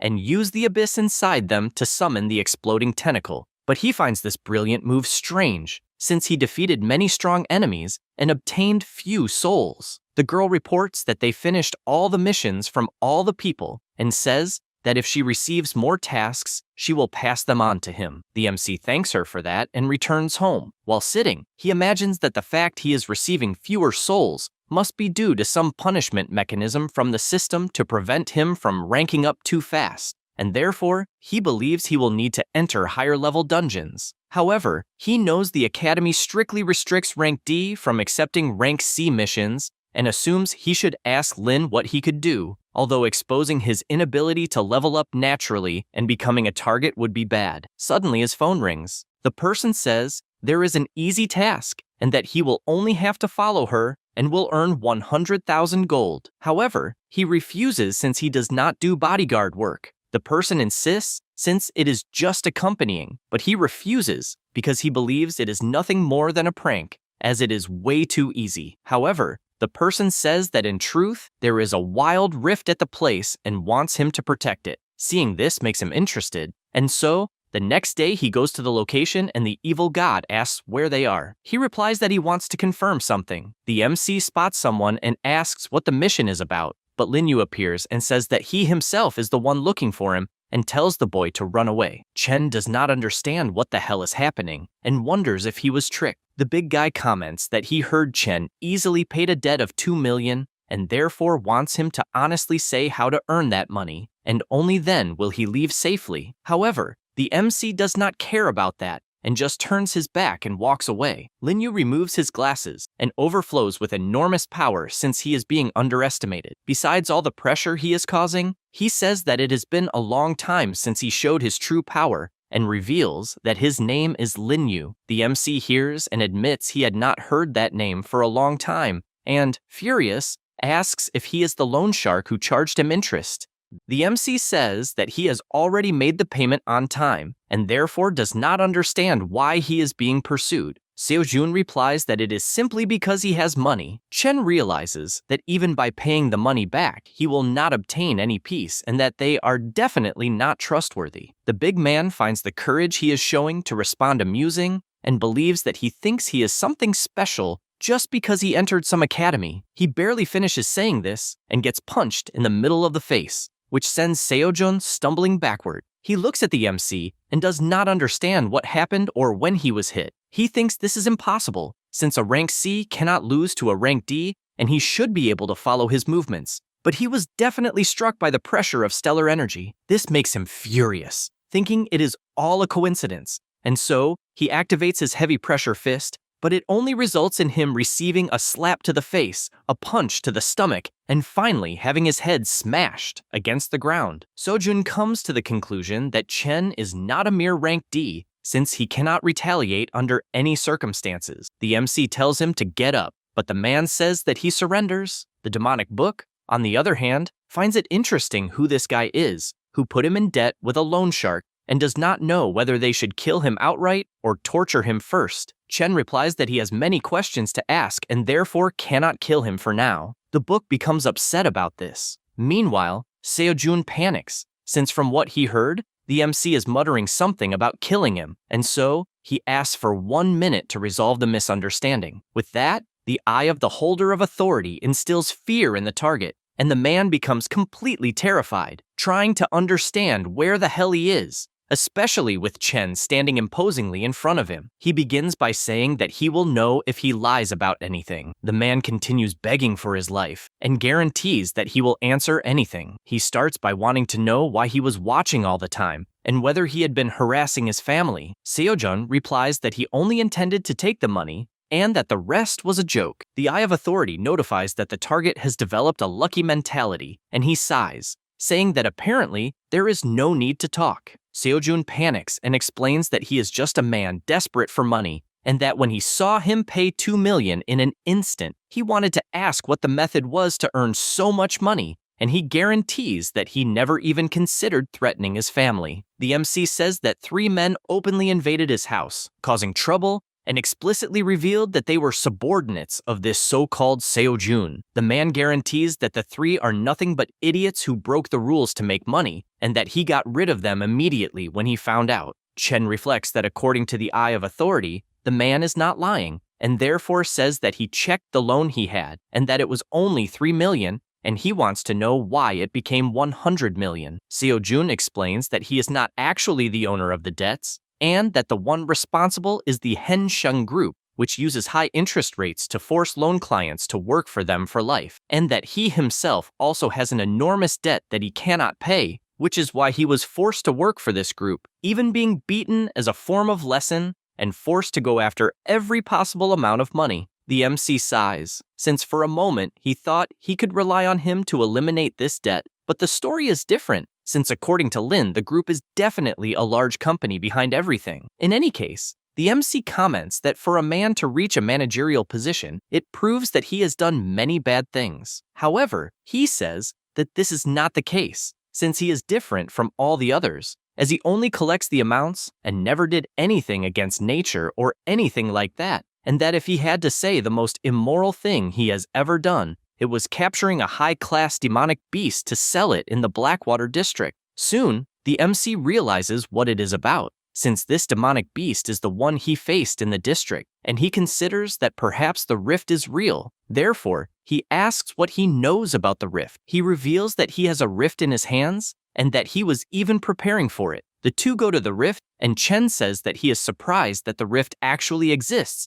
and judging by the fluctuations of stellar energy, it is a rank C rift, but he does not understand how he knows about it, since rifts are strictly controlled by the school and the government. He says that he has some contacts in the administrative department, which made it possible to locate that rift, and that if he were lucky enough, he would be able to obtain mineral crystals or demonic beast crystals to sell on the black market. The MC asks whether he happens to have the tool to open the rift, since such items are collected after each mission. He shows that he did, and even says that in the past, when the rules were not so strict, people smuggled goods to sell on the black market, and that he even bought them at this place, although it was not cheap. The MC thinks this is great and tells him to open the rift. With that, the two enter the rift, and soon a wish mission appears, requiring the subjugation of all enemies within the rift. He finds this incredible because, as he imagined, a mission would be initiated in that place. Seojun comments that he should not get too excited trying to profit inside the rift, since he himself has already been there and found nothing, and therefore thinks it would be interesting to leave quickly because it is very dangerous. Chen warns that he is not trying to take the profit from the entry, since his objective is to conquer the rift completely. The man simply cannot believe what he heard, since it is madness, because a rank A rift requires at least 5 rank C oracles or 14 rank D oracles to be conquered, and therefore he does not know how it would be possible to do this with just the two of them. The MC says that he is surprised that he understands these things. Seojun explains that before being a debt collector, he was part of a conquest team and therefore understands basic common sense. He prepares to take the stone and leave the rift, since it seems more like a tasteless joke. But Chen shows that it is in his hands, since he will keep it as a precaution, because leaving without that item would be problematic. In addition, he points out another mistake the man made, since they will not conquer the rift as two people, because he will conquer it on his own, even forbidding him from interfering in anything. At this moment, he notices something as several demonic beasts approach rapidly. The man says that monsters are naturally cruel and live in groups. They launch an attack, and the MC finds it excellent to be able to gather so many monsters at once. A shadow begins to emerge from his feet and pierces all the monsters that were nearby. Seojun is shocked, since he is facing countless rank C monsters, and the MC simply killed them instantly, and he wonders if this is the efficient way he is making money. The slaughter continues at full speed, with each monster dropping more and more souls. Seojun cannot believe that the power he is seeing really belongs to a rank D,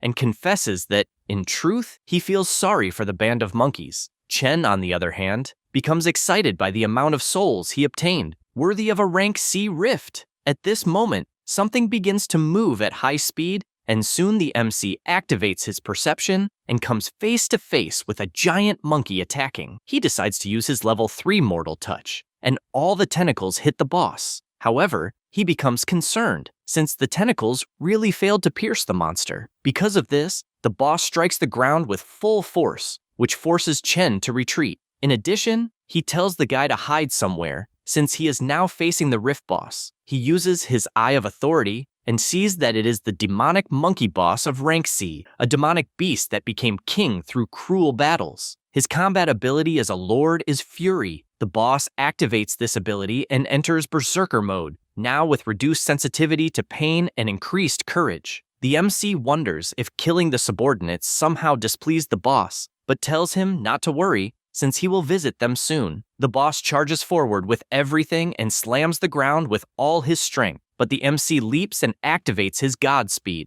With that, he moves at an absurd speed, managing to attack practically the entire monster at the same instant. Meanwhile, Seojun watches from afar, unable to believe the abilities that a rank D is displaying, and he also does not know what the strange tentacles are, since he has never seen potential like that. In addition, he admits that he is already shocked by the fact of closing a rift alone, but he truly did not expect Chen to be as strong as the boss, and is certain that if he told anyone, no one would believe it. The MC continues advancing at full speed, striking all possible weak points of the monster. The boss cannot endure so much pain, and this causes his fury mode to disappear, and because of that, the target enters a state of fear. Chen takes advantage of this and uses his technique to place the Monkey King under that state of fear. The monster cannot withstand so much pressure, and, because of that, is annihilated by several tentacles that attack the unprotected target. For defeating the demonic boss, the MC obtained 32,000 souls. He returns to the ground already expecting that a rank C boss would indeed be complicated because of its thick hide, but fortunately the monster panicked at the end, since otherwise it would have taken much longer. With that, the mission was completed, and as a reward, he obtained the pure crystal of the demon monkey boss. He takes it in his hand and reflects that he now possesses 3 crystals, but does not know exactly what they are for. The system notifies that an enhancement material is available and asks whether he will use 3 crystals for this. He replies yes, since he needs to be prepared one way or another. The items that will be used are the Rock Wolf King crystal, the Burrowing Worm King crystal, and the pure Demon Monkey crystal, in addition to 3,000 souls to enhance itinerary and accessory. As a result, he obtained the Lucky Hunter of rare rank, a Divine Sense equipment item. Attribute visualization becomes available and increases the drop rate of rare materials from demonic beasts when defeating enemies by 10% when equipped. He finds the increase in drop rate interesting. After that, he draws Seojin's attention and asks whether monsters happen to have anything valuable. Without thinking twice, the guy replies yes, since rank C demonic beast materials are very rare on the black market, and, although many corpses were destroyed, the value is still quite high. The MC then asks whether he can handle all that bureaucracy, and he replies yes. Now, a bit about Chen's current attributes, in addition to his items and weapons. 2 hours later, at the pier warehouse, Seojun arrives at the location and is soon greeted by Wang Pio, who asks the reason for his presence, since it has been a long time since they last saw each other. The merchant looks to the side and, upon seeing the MC, asks whether he is perhaps entering a new world of negotiations. Then he approaches, commenting that he is a young man with beautiful skin and that he even knows some buyers who are eager for a gift like that. At that moment, someone grabs his arm. It was Seojun, furious, telling him not to speak nonsense, since they want to discuss business and he does not want to hear anything else. The man panics, not understanding what the hell is wrong with Seojun, since he has never seen him so protective of a boy before. Because of that, he apologizes, saying he was just joking, and asks to go straight to business. They go to another room, and the merchant asks to show what they have. Seojun places the briefcase on the table, and, upon opening it, asks him to see with his own eyes. Wang Pio simply cannot believe what he is seeing in front of him. In the briefcase, there are demon monkey claws, demon monkey fur, as well as stellar crystals and a horn from the monkey chief. He confesses that he is impressed, since he has no idea where they obtained so many top-tier items. Seojun tells him not to ask about the origin, just to inspect the products and give a price. Wang Pio explains that rank C materials are rare and will require some effort to distribute, so he starts with the value of 1.5 million. The MC is surprised by the amount, since he did not imagine that monster materials were worth so much. And indeed, it is no wonder that the Academy and the government control this so strictly. Seojun comments that it has been a long time since the merchant last handled a rank C treasure, and that he is probably getting his memory confused, since those materials are certainly worth more than that. Otherwise, he will ask other people. The merchant says he is right and offers 2.2 million, since it is a high price. He asks to add another 300,000 to close the deal at 2.5 million, saying that he should think carefully because those materials are extremely rare and do not exist everywhere. And if people discover that he has a source of rank C or higher materials, major clients will fight to do business with him. Wang Pio does not like this intimidation at all, but says he will close the deal since he is an old client. With everything settled, the two close the deal. After that, already at night, the MC leaves the place together with Seojun, and he admits being surprised since the money was transferred immediately, and luck is definitely on his side that day. Seojun, a bit awkward, asks if he needs anything else from him now that the money has arrived. Before Chen can answer, someone appears saying that they have finally found the target. Seojun realizes they are his subordinates and asks what they are doing there. They reply that there had been no news for a long time, and so they became worried, and when they learned that he had scheduled a meeting with a merchant, they decided to track him. Then, one of them notices something and asks if he finally managed to catch Chen's brat, and that it is no wonder he did not come back for so long since he must have taught the kid a lesson. The guy then approaches and asks whether he delivered the money, but before finishing his sentence, he receives a full slap from Seojun, who sends him flying and tells him to keep his mouth shut. He then apologizes for the disrespect, saying that he has been so busy with business lately that he forgot to discipline his subordinates. The MC says that everything is fine and that he will leave, but before that, he will transfer 1 million of the money soon. Seojun asks whether he might need the money and says he can consider it a payment for the collaboration he provided. He replies that he does not feel comfortable with that, since he literally did nothing, and so he takes his leave because it would not be good for people to see them together. While walking,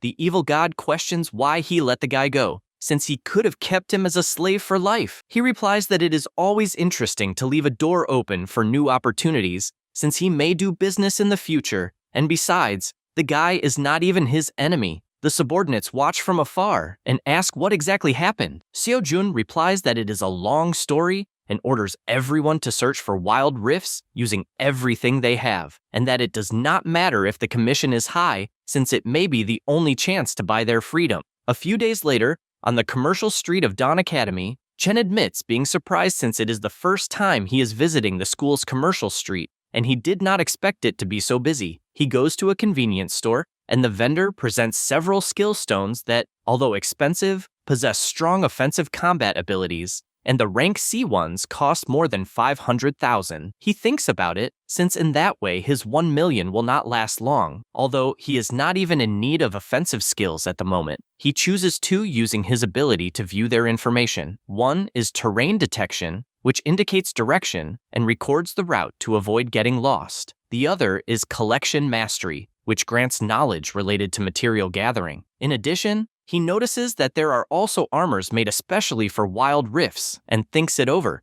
since his clothes are a mess because they are not suitable for combat, and he definitely needs to find proper armor. He considers it carefully, since he is the agility type, so heavy armor will not suit him. He finally finds something, and at that moment, a man comments that he has a good eye. This sudden appearance startles him, but the man says that the armor in question is his masterpiece, since it is light and durable, and also asks him to take a bit more care of his appearance, since it would match the outfit better. The MC agrees and asks if there happens to be a barbershop nearby since his hair has grown long. Immediately, the man announces that it is his lucky day, since he is the best stylist on that street. After all that, his bill came to 910,000, but he leaves the shop much more stylish than before, in addition to noticing that the armor is definitely very comfortable to wear. All the girls on the street are surprised by such beauty and still cannot believe that he is a higher education student. The evil god does not understand human thoughts, since all the MC did was change clothes. And even so, it was enough for the girls' attitudes to change so quickly. Chen also shows an outfit he bought for his boss, but he asks whether it is some kind of joke, since he would never wear such a pathetic outfit. At that moment, he notices someone passing nearby, and it was Lin. She says that she almost did not recognize him and was actually looking for him. All the nearby girls start gossiping about whether the boy next to Lin is her boyfriend, and she, dying of embarrassment, asks to leave that place since they need to talk somewhere quieter. After serving themselves a drink, Lin admits that she is surprised, since he reached rank D without even being enrolled and still awakened a potential never seen before, and she laments the fact that she is his mentor and yet knows nothing about his development. He explains that it is nothing special, and that he is even getting used to life in the countryside, and he is very grateful for her help, although he had no recent news and was therefore worried. She explains that the guild has had many recent problems and really could not get away. He does not quite understand what it is about,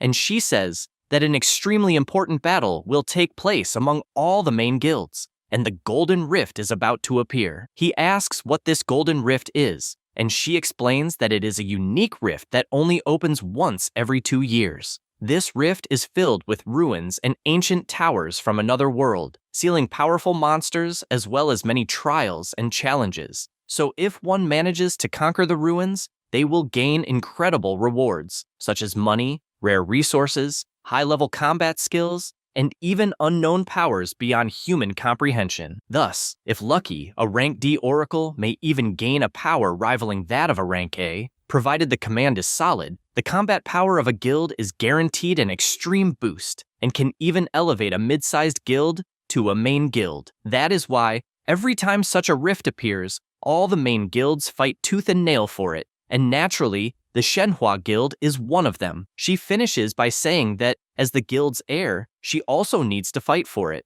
The MC immediately gets excited, since it is definitely an extremely good rift for farming, and because the rewards are incredible, the monsters must be high level, so he asks if he can participate. She confesses that she also wanted him to participate, but the Golden Rift is basically a guild war, and he has not reached the standard level for recruitment into Manhwa, and for that reason, she is bound by the guild's rules. In addition, she says that this Golden Rift has high-level monsters, being rank B or higher, and at his current level, it would be very dangerous. Chen says that he does not care about the level of danger, since he is sure he can protect himself, and therefore asks if there really is no other way to participate besides being a member of a guild. She realizes the path he wants to take, and explains that the rift would take an entire month to clear, and the logistics team will arrive in a few days to set up the camp. And this group does not participate in combat, so there are no level requirements, despite the work being exhausting. He immediately agrees, since he does not mind it at all. Lin finds this cool and says that it is decided, since she will take him to the Golden Rift in 2 weeks,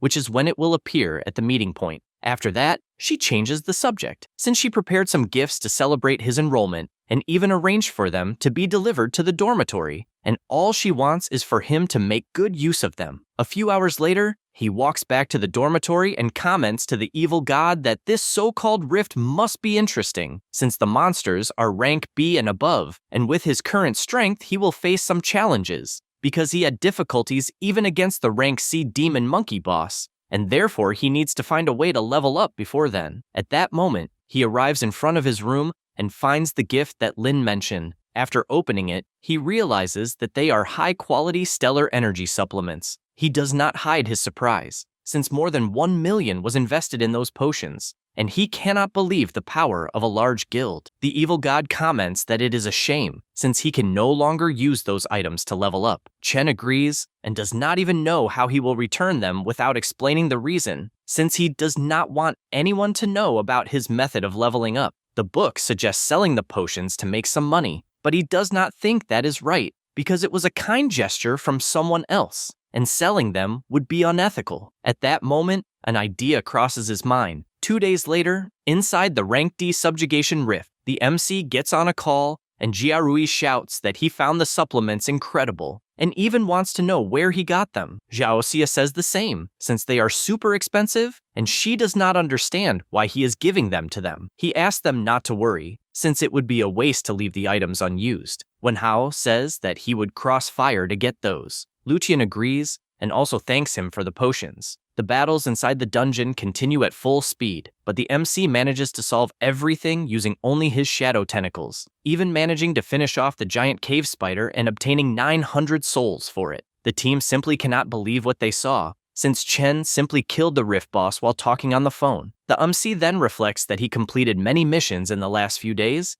and even managed to get a little more than 10,000 souls. Combined with what he already had, he reached 50,000. However, the level restriction is killing him, since a small level increase is far from enough to challenge the Golden Rift, and therefore he decides that he needs to try something specific. After that, in another place, he spends the 50,000 souls to buy the fragment fissure, being able to use it to open a fissure. The evil god asks if it is the method he mentioned, and he answers yes, since a new product appeared in his shop when he raised his oracle level, but because it cost 50,000 souls, he simply ignored it at the time. He finds a quiet place to use the item and imagines that spending those 50,000 souls might allow him to level up a lot, but after spending so many points, it will be difficult to recover them, and he does not even know if the item is really good, but since it is so expensive, it should not be bad. He uses the fragment fissure and connects to the treasure hall of Grilov. He is surprised, since it is the first time he has seen a rift like that, and the evil god says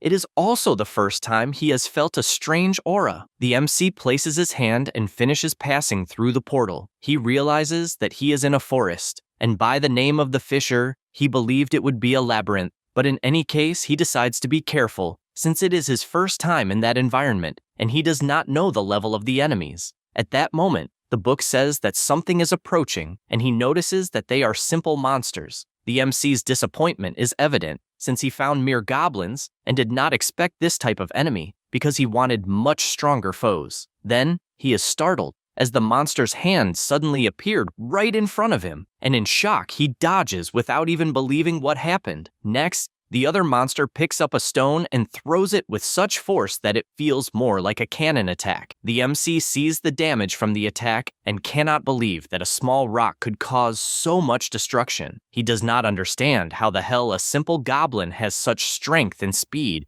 until the system appears in front of him with a wish mission. It was necessary to use the Forbidden Abyss. This has been completed. Now that he has entered the treasure hall of Kryle, he must survive until the second day. However, he is even more shocked by what he reads next, since the abilities Abyss, Touch of Death, and Abyss Space have been prohibited from being used. He notices the monster approaching and dodges, nearly being hit. He does not hide his concern, since even though the goblin's attacks are simple, their speed and attack power are exaggerated, and therefore, he needs to find a chance to counterattack. Otherwise, he will be lost. That's all, folks. If you enjoy the video, subscribe and hit the bell. Thanks.